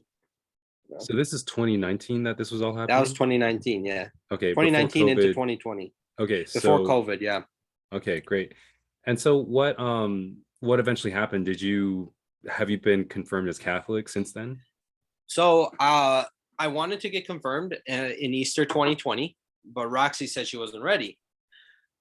I was like, so then I went back and forth with myself. I was like, okay, should I wait to get confirmed with her? Because I want to get confirmed together. My ideal thing was we get confirmed together and we walk out this path of discipleship with the Catholic Church, wherever that may lead, together. So I was going back and forth for a while, like, oh, should I get confirmed without her? And then I said, yes, I'm going to do it. And then I was like, no. And then I asked her, and truly, she doesn't want me to go without her. So I was like, okay. So like, fine, I'll wait. That's what I told her. She went through RCA a second time from fall 2020 to May 2021. She went through it twice. And by May 2021, this past Easter now, just 4 months ago, when she was finishing up RCA, I was like, okay, Roxy, are you ready to get confirmed? And I was really hoping to get confirmed by Easter of this year. Well, she still wasn't ready to say yes. So then I went through the conflict again. I was like, okay, should I just move forward without her now? Or should I still wait for her? I went back and forth. I was like, okay, all right, Roxy, well, if you're not going to make up your mind, I'm just going to move forward without you. And I did consult some people and get some advice. And then I was like, okay, I guess I should wait for her. So where we are now is we are not confirmed. So technically we're not Catholic. We still attend Mass every week, but we can't participate in the Eucharist. You can only receive the Eucharist in the Catholic Church if you're confirmed in the Catholic, which means to say you basically confirm, I believe Christ is truly present in the Eucharist, and you accept the teaching of the Catholic faith. Because they believe if you don't confirm that privately and publicly in the process of confirmation, then you're taking it sacrilegiously. You're receiving it sacrilegiously. So we attend Mass, but we can't receive the Eucharist. Mm-hmm. And I guess at this juncture, where I see myself is just, I suppose, another season of waiting on the Lord.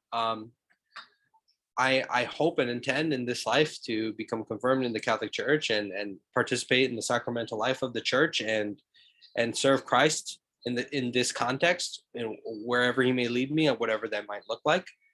But for now, it seems I shall wait. And I suppose at this juncture, I hope that by Easter 2022, Roxy may come around. And until then, again, we still attend Mass. And another thing we're still trying to work out is, like, what is our relationship to Hyde Park UBF? Because we still love the people of Hyde Park UBF. We're still relationally connected to people there. Hyde Park UBF was so formative for both of us at a critical time in our life. Hyde Park UBF is the community in which we married each other. Hyde Park UBF is the community in which Roxy was baptized as a Christian. So there's also a discernment there, like, I'm not so interested in cutting it and I'm going to go off into, who knows where. And I appreciate John Yoon on this point again, because he's definitely a bridge builder type of guy. And he's prompted me and also open space, like, to stay connected, which I know wouldn't always be the case. I know some Protestant communities are not so sympathetic to the Catholic Church. Mm-hmm.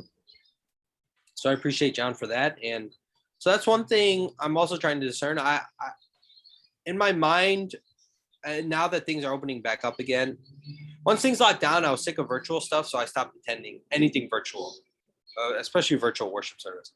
And the Catholic Church was the first to open. They opened June of 2020, right? So that was like, when everything locked down, April and May, pretty much everything locked down in Chicago.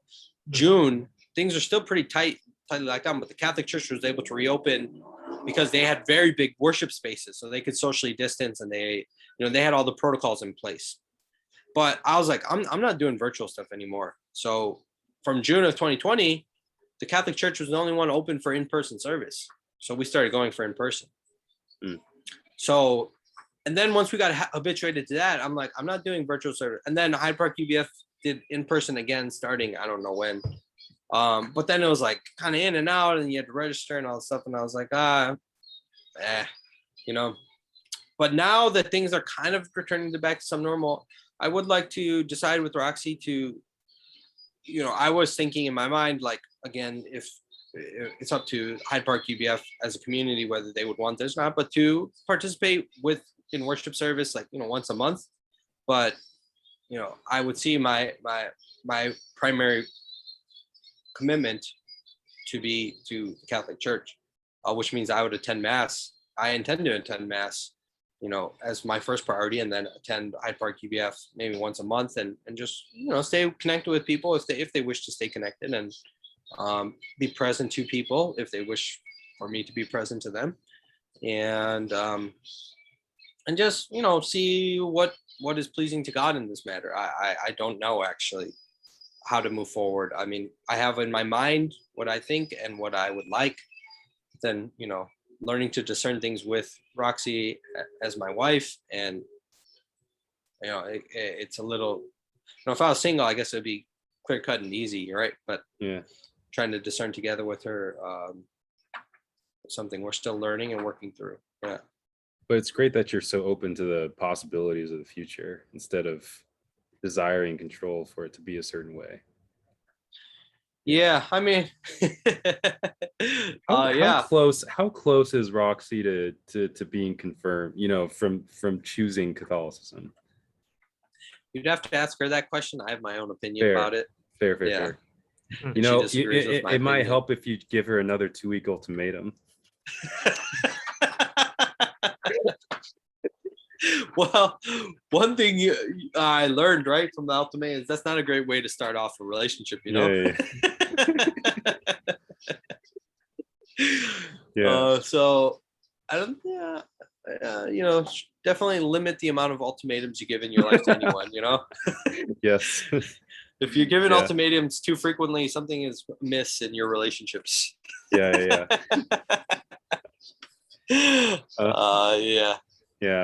So actually, so a serious question now.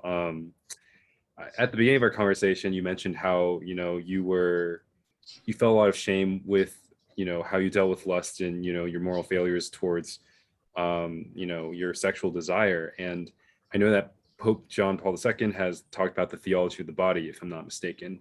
So I think we've talked about this before, but could you talk about and describe how the Catholic perspective on theology of the body, on sex, on your masculinity, if any of that has changed how you see yourself or your marriage or your understanding of Genesis, all that stuff, all that jazz. Oh man, there's so much to unpack in it. I don't know if I could just find one line to sort of thread.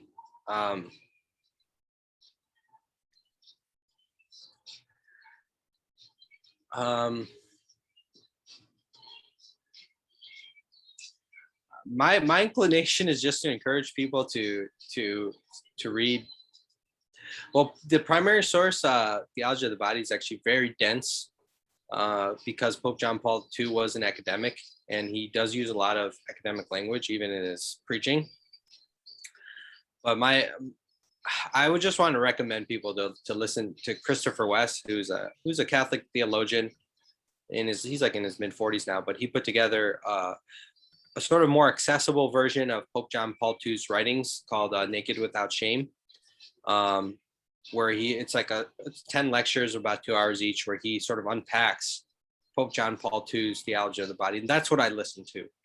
I did get the theology of the body, the primary source, but it's very hard to read through, and it takes a lot of time to process it. So I would say, I would just encourage people to, if you have the time, 20 hours while you're driving or doing mundane Dishes. tasks to listen to it, because that's what that listening through those 20 hours is what I would say a huge thing, in addition to learning about the Eucharist, that won me over to like, okay, these Catholics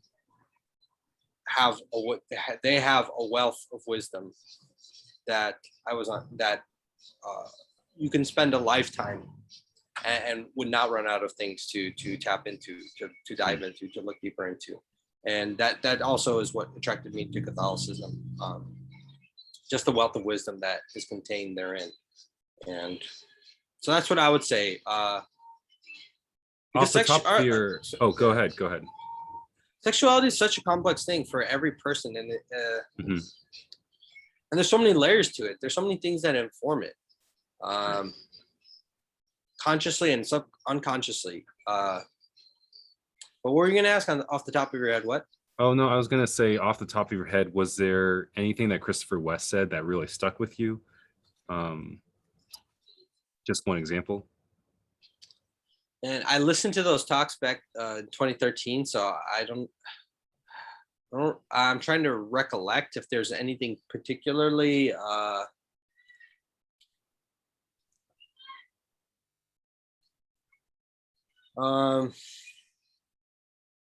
it kind of make me want to re-listen to the talks to recall the specific pieces that Hey, Andy and I can listen to him for you.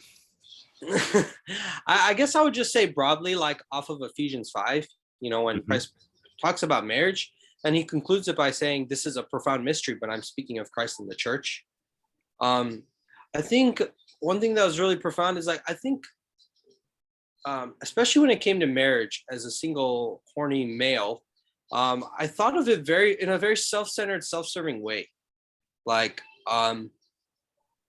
and I of course I encountered that verse many times before, so it's not like, but the sort of whole framework in which Pope John Paul II talks about marriage and sexuality and sex in marriage, that it's meant to reflect Christ in the church, and even the act of sex itself, right, is a parallel to Christ in the church. Christ gives his life, his body, literally, on the cross. And and then the church, what does the church say? It says yes to Christ. And then when the church says yes, life is conceived, even in the believer, right? When a person converts to Christianity, they are saying yes to Christ. That's like Christ's life being born in them. And using this as a framework for sex and marriage specifically, like, Catholics have this way of articulating sex, that sex is meant to be unitive and procreative. And we are not to divorce the two, which this society has done, and which is this society is bearing the fruits of. But that sex is unitive, like when a man and in marriage, when a man and woman come together, sex is meant to unite them, and it literally does. Their bodies, just like Christ unites himself to his church, the bride, and there's a mutual self-giving, right? Christ gives himself to the church. The bride gives herself to her husband.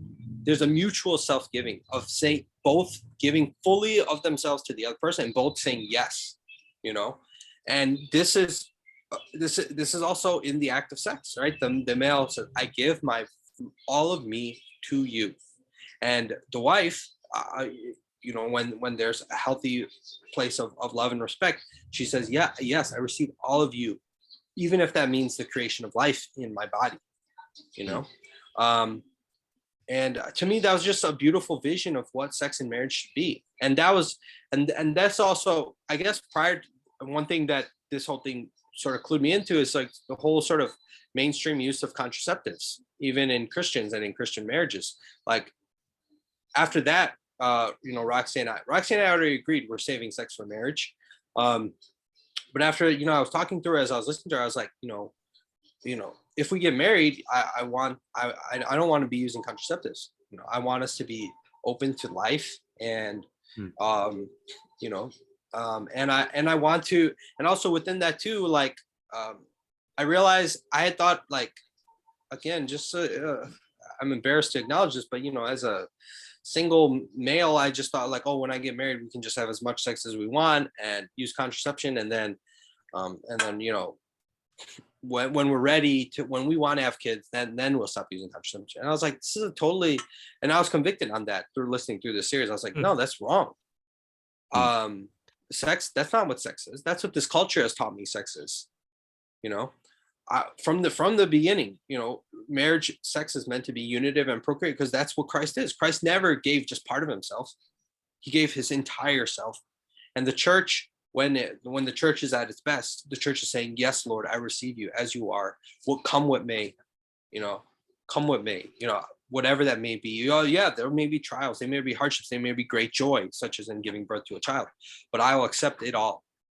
I'm not going to just pick, I'm not going to contracept, I'm not going to block it and only receive when I feel like it and what I feel like receiving. That posture is not what Christ calls us to in discipleship, and marriage is meant to somehow bear witness to this gospel of what Christ did. And that to me is the vision of sexuality that I think was convicted my heart of all this sort of corners of lust, like that were still residing within me, and selfishness, really just, I don't know what to call it, it's just pure selfishness. So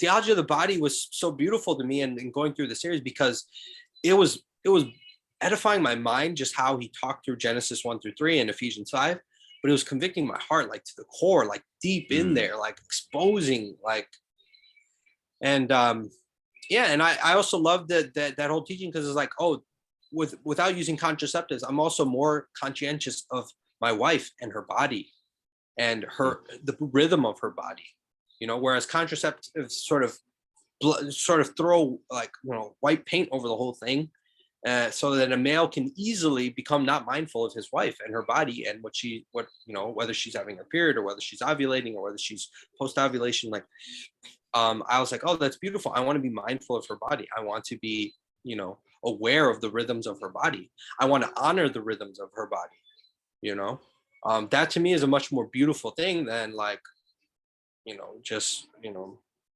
this sort of perverse vision of sex that I had received, unfortunately, through pornography and my own disordered, perverse inclinations. So I would say that was one of the big things that that I had never heard articulated, as far as like Christ and the church, and specifically sex. Like, this is another thing, like he was very comfortable talking about sex, which is helpful for me, because I had very concrete questions I was trying to understand, so yeah, that's what comes top of mind. Awesome. Now I'm curious, how much, and I guess I haven't asked John himself, but throughout his talks and sermons and Facebook posts, he has, with increasing frequency, injected more Catholicism and Catholic writings, quotations. And I'm wondering, is this from you or him influencing you, or kind of independently? I would say independent of me. I think John has been on his own journey of Catholicism. I think you'd have to ask him. Actually, I guess that's a good question. I'm not sure exactly what prompted him on his whole. But I know he's like the Jesuits a lot, and I know he's sought spiritual direction, and he's built close relationships. I know through the ecumenical movements he's done, he's built relationships with, all kinds of Christian denominations, but a lot in the Catholic, Orthodox, and Anglican world, perhaps more so than the other traditions. And we have both shared a respect and admiration for Pope Francis, the current Pope. And I know he's read a lot of Pope Francis and all of Pope Francis's encyclicals. And I know John has a deep fondness for Catholicism that, who knows where that may lead in his life. That'll be for him to discern and for him to tell. To add on to that, Andy, I think John mentioned this a lot to me after you had left UBF, but he was just saying that, a lot of the Christian journey involves, the faith that you were given, followed by a deconstruction and then reconstruction. So I think for John, part of his deconstruction was, seeing the weaknesses or the inconsistencies within his own Protestant faith. And then reconstruction was looking to a lot of, these different Catholic teachings and scholars, the Jesuits, as Paul mentioned. And I think part of it was motivated by the fact that he dug into his family ancestry and found that originally Catholic missionaries, I think, brought some great grandparents or something like that to Jesus. So for him, I think it's reclaiming or reconstructing part of this identity or heritage that he's been brought under. So I think it's kind of uncanny how it times up with Paul Toh's exploration of Catholicism, but I think they are somewhat separate journeys. So yeah, but that's pretty cool. I will say, John, when I first started, like, I was really curious. I told John about Lumen Christi, that talk, and I was like, I really want to understand what Catholics believe and why. He was pivotal too, because he actually introduced me to a friend who was in a Bible, who was actually in Hyde Park UBF and became a Christian through Bible study, who went back to the Catholic Church, and he was a U Chicago PhD student. So that was the first time I had met someone who intelligently and intentionally went to the Catholic Church, which prior to that, I thought that doesn't happen. So John made that introduction, and that person, his name is Gerardo. He was the one who fielded a lot of my first questions, a lot of my prejudices against the Catholic Church. And he's the one who also introduced me to the resources I'm sharing with you guys, the Christopher West stuff, and then a lot of other stuff he directed me to. And he was very helpful because he had kind of walked the road at that point and returned to the Catholic Church. And anyways, wanted to throw that in there. Cool. Oh yeah, Andy, were you going to say something? Probably close to the final point. Paul says he never wanted to be Catholic. It was a complete surprise. And I'm just wondering, throughout this whole interview, we've gotten a real big glimpse about who Paul was, even when he was like growing up. He was really interested in entrepreneurs, people really interested in doing weird things, kind of out of the norm. And so could this be somewhat of a natural progression, sort of finding his own way? And was it a surprise? I don't know.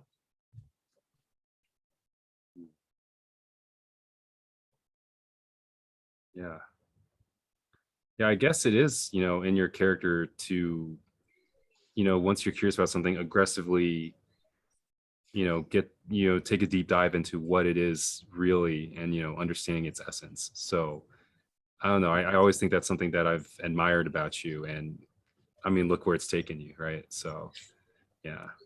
Well, thank you. Yeah, so I don't know if you have anything else to say, Andy. I've just learned a lot about your life, and I'm really thankful I got to hear the last 10 years packed into a nutshell, for just parts of your life, just facets of your life, and to see how God has worked in you, and how you've come to develop a closer intimacy and contemplation of him throughout the process. So yeah, we're looking forward to seeing, where your journey takes you. And I hope we can say the same for us as well. Yeah, I really appreciate having you share so openly. Yeah, definitely. Yeah. Well, I appreciate you guys for the questions you ask and for the opportunity to share some of these things with you guys. You're an entrepreneur. You are, for making a way, and maybe some people will subscribe. Yeah, sure. If it's the Lord's will, yeah, sure. Yeah, and I mean, I think I don't know about Andy, but I think for me, like I think we can say that you've definitely piqued our curiosity and interest in Catholicism, despite our current ignorance of this entire world. So yeah, Mm. to us and to all these listeners out there, you've heard the resources: Pope John Paul II, Pope Francis, Naked Without Shame. Go check it out if you want. So yeah. But anyway, it's getting late, so if you all don't have anything to say, I guess we'll call it a night. Okay, awesome, guys. Yeah. Well, again, I really appreciate you taking the time, and it's fun just sharing some things and going a walk down memory lane for me. So Yeah, and I hope there's something here that's you guys find helpful or edifying. definitely. Yeah. All right. Well, we'll see you all next time. Bye. See y'all. Okay. All right. Later, Andy. Later, Later. Alan. Have a good Okay. night. Yeah. Wait. Catholicism is the future has stuck in Stay my on for mind. stay on for just a second. Because that's like when I'll end the podcast. But Okay. yeah, dude, that was awesome. I think we got way more than we bargained for. So that was awesome. Yeah. Okay. Yeah. I was like, I honestly could keep going, but it's like close to midnight, so I felt like we needed to end it. So Okay. yeah. Oh, that was so cool. Yeah. Yeah. Dude, I'm I'm glad really, you enjoyed it. I'm so glad you decided to do this thing with us. Yeah. This is definitely a two-parter for sure. And the first part is everything but like the Roxy stuff and all that stuff, and then part two will be like the actual Catholicism. So yeah. Okay, cool. Well, Andy, I appreciate your last comment. That's kind of thought-provoking. It'll give me some things to think about. The entrepreneur thing.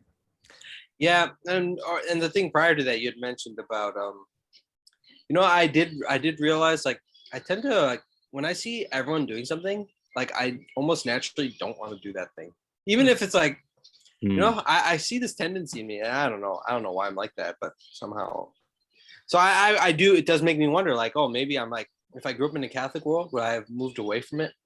Obviously, a question that cannot be answered, but it is something I come to sometimes. But Yeah. Anyways. Yeah. And it's not like even if you become totally confirmed and just go to Catholic thing, like you're going to totally ditch all your Protestant upbringing, right? I'm guessing. Right.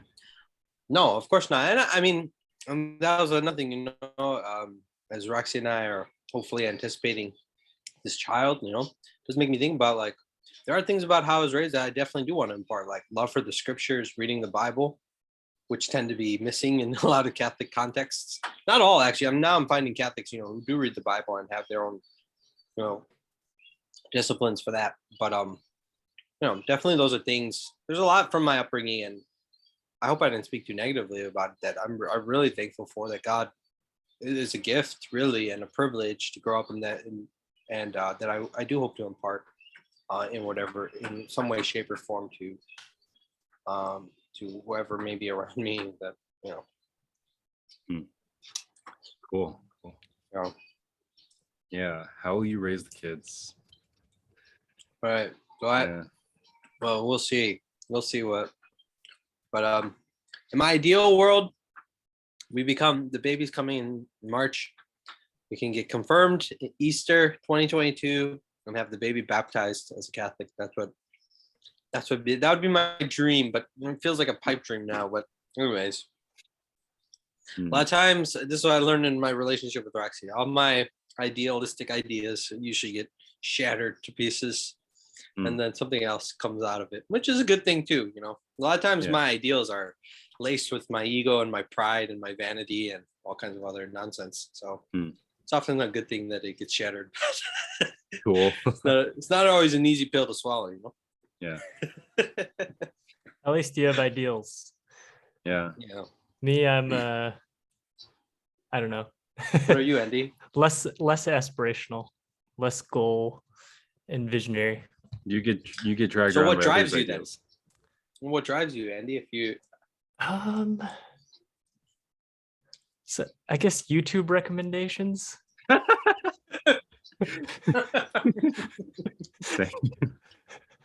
For example, recently I was recommended Wine King. He's Mhm. like this Korean dude who reviews wines, and Mhm. I've bought a few wines from that.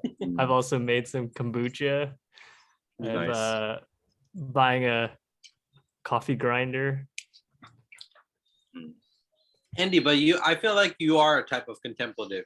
You are an observer of the human condition. I mean, that's partially why you went into your field of medicine that you did. Hmm. And I think there's something to that. I don't know if you're just, I obviously maybe you're just humoring us, but I think, but I feel like you are a student of life. Yeah. That is good inspiration. Yeah. Yeah. And that is a Good to type be of reminded ideal. That is a to, type of ideal, I suppose, right? Where you're deeply curious about understanding more about, yeah. You always ask. I mean, both of you guys were. I mean, this is one thing I really appreciate about the early years when I first joined. That was a big standout. Like that, Chicago, you and both of you guys would ask such thought-provoking questions during Bible study. You know, like at U of I. Did I share this with you? At U of I, when I used to lead group Bible study, answers were like I would ask a question, so one person would respond, and everyone else would agree with that response. And that was the end of the discussion. Mhm. Yeah, but But anyways, not a UC, not a U Chicago. Yeah, we Not- ask why the question is the question. Yeah, question the questioner. Yeah. Cool. Yeah. Anyways, did I keep you guys up past your bedtime? No, I usually go to bed at like 1, Oh, something like that. Go to bed soon. But I feel like Andy actually has a real job, so I was a little concerned. I should be fine. What about you, Paul? I mean, I usually go to bed by 10, so this is way past my bedtime. Oh man. Okay. Well, But I Maybe enjoyed the very- conversation, so actually, I have all this energy now. But I'm Yeah. pretty sure I'll pass out once I go lay down. okay. Yeah. All right, cool. Well, I Yeah. guess oh, go ahead. Am I gonna see you this weekend? Are you going to the Hyde Park retreat?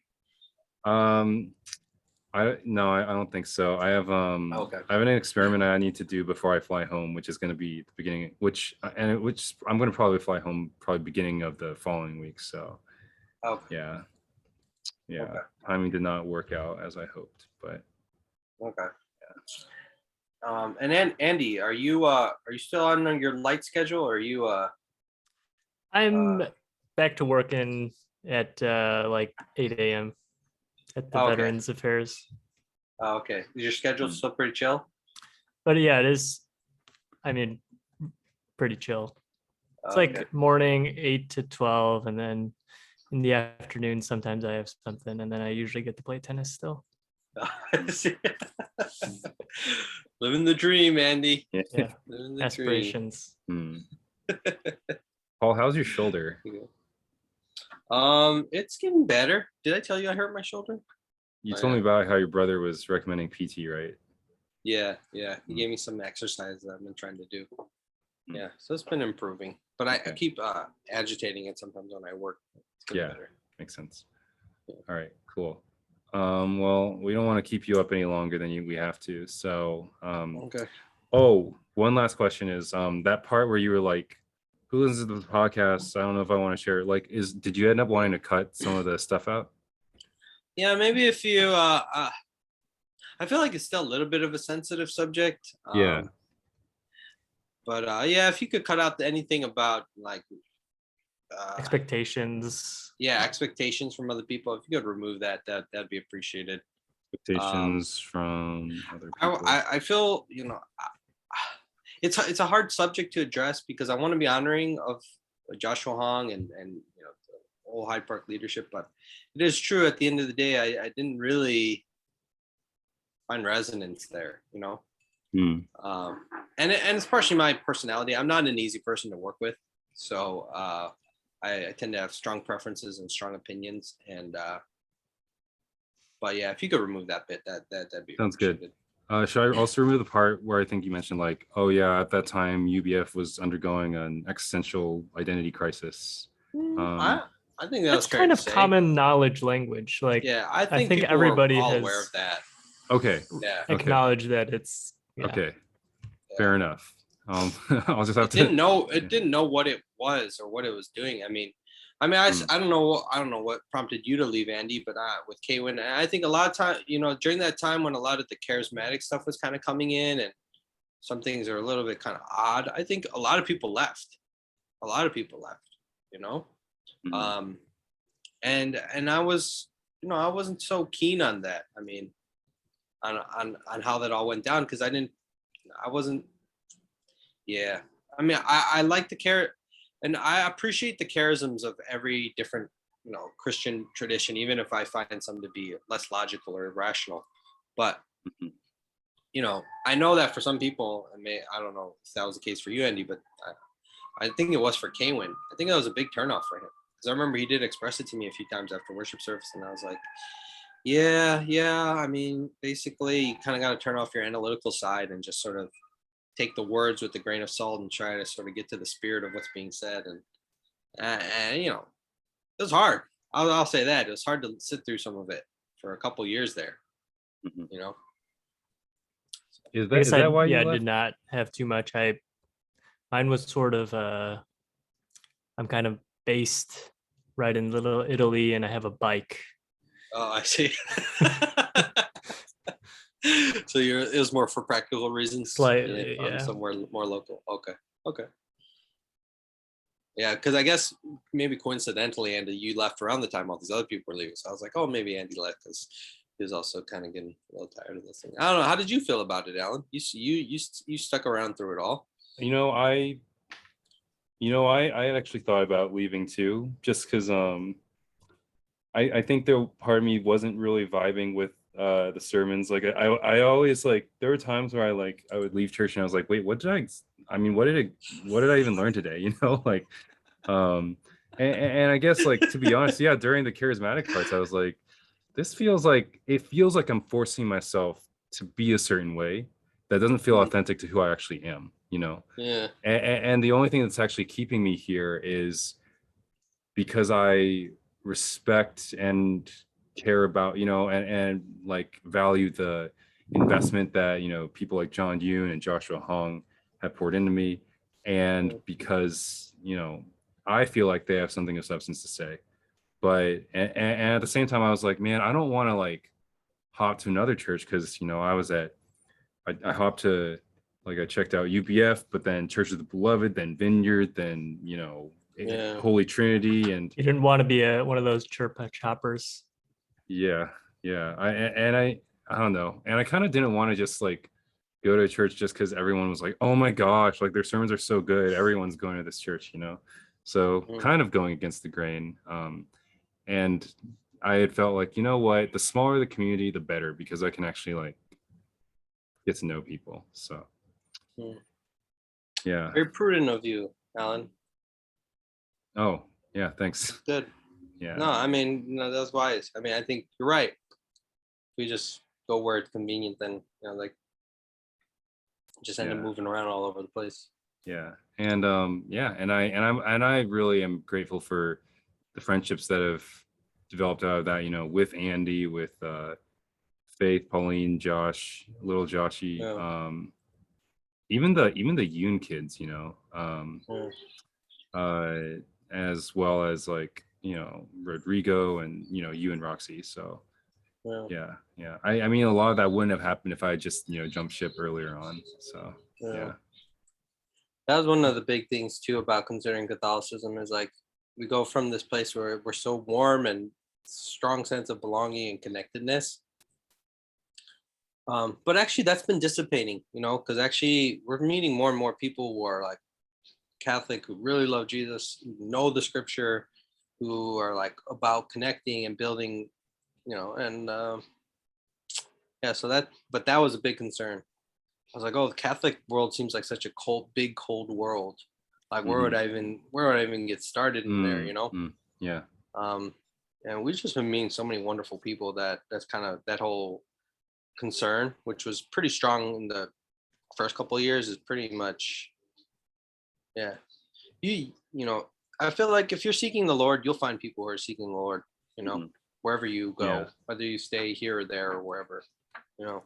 Yeah. One of my favorite experiences and memories that, you know, represents like a first encounter with Catholic community was that one time you and Roxy gave me a ride to St. Dorothy's for that one like Yeah. Christian unity holiday or something that John Eunice helped Yeah. organize. And, you know, Yeah. I forgot that father's name, but like Father he Bob. was, Yeah. Father Bob, he was super warm. Like Yeah. you know, there are some people that have like this gravitas or charisma, Yeah. and you kind of just want to be like them, you know. Yeah. And he was one of those people. So Yeah, he's a Yeah. solid dude. yeah.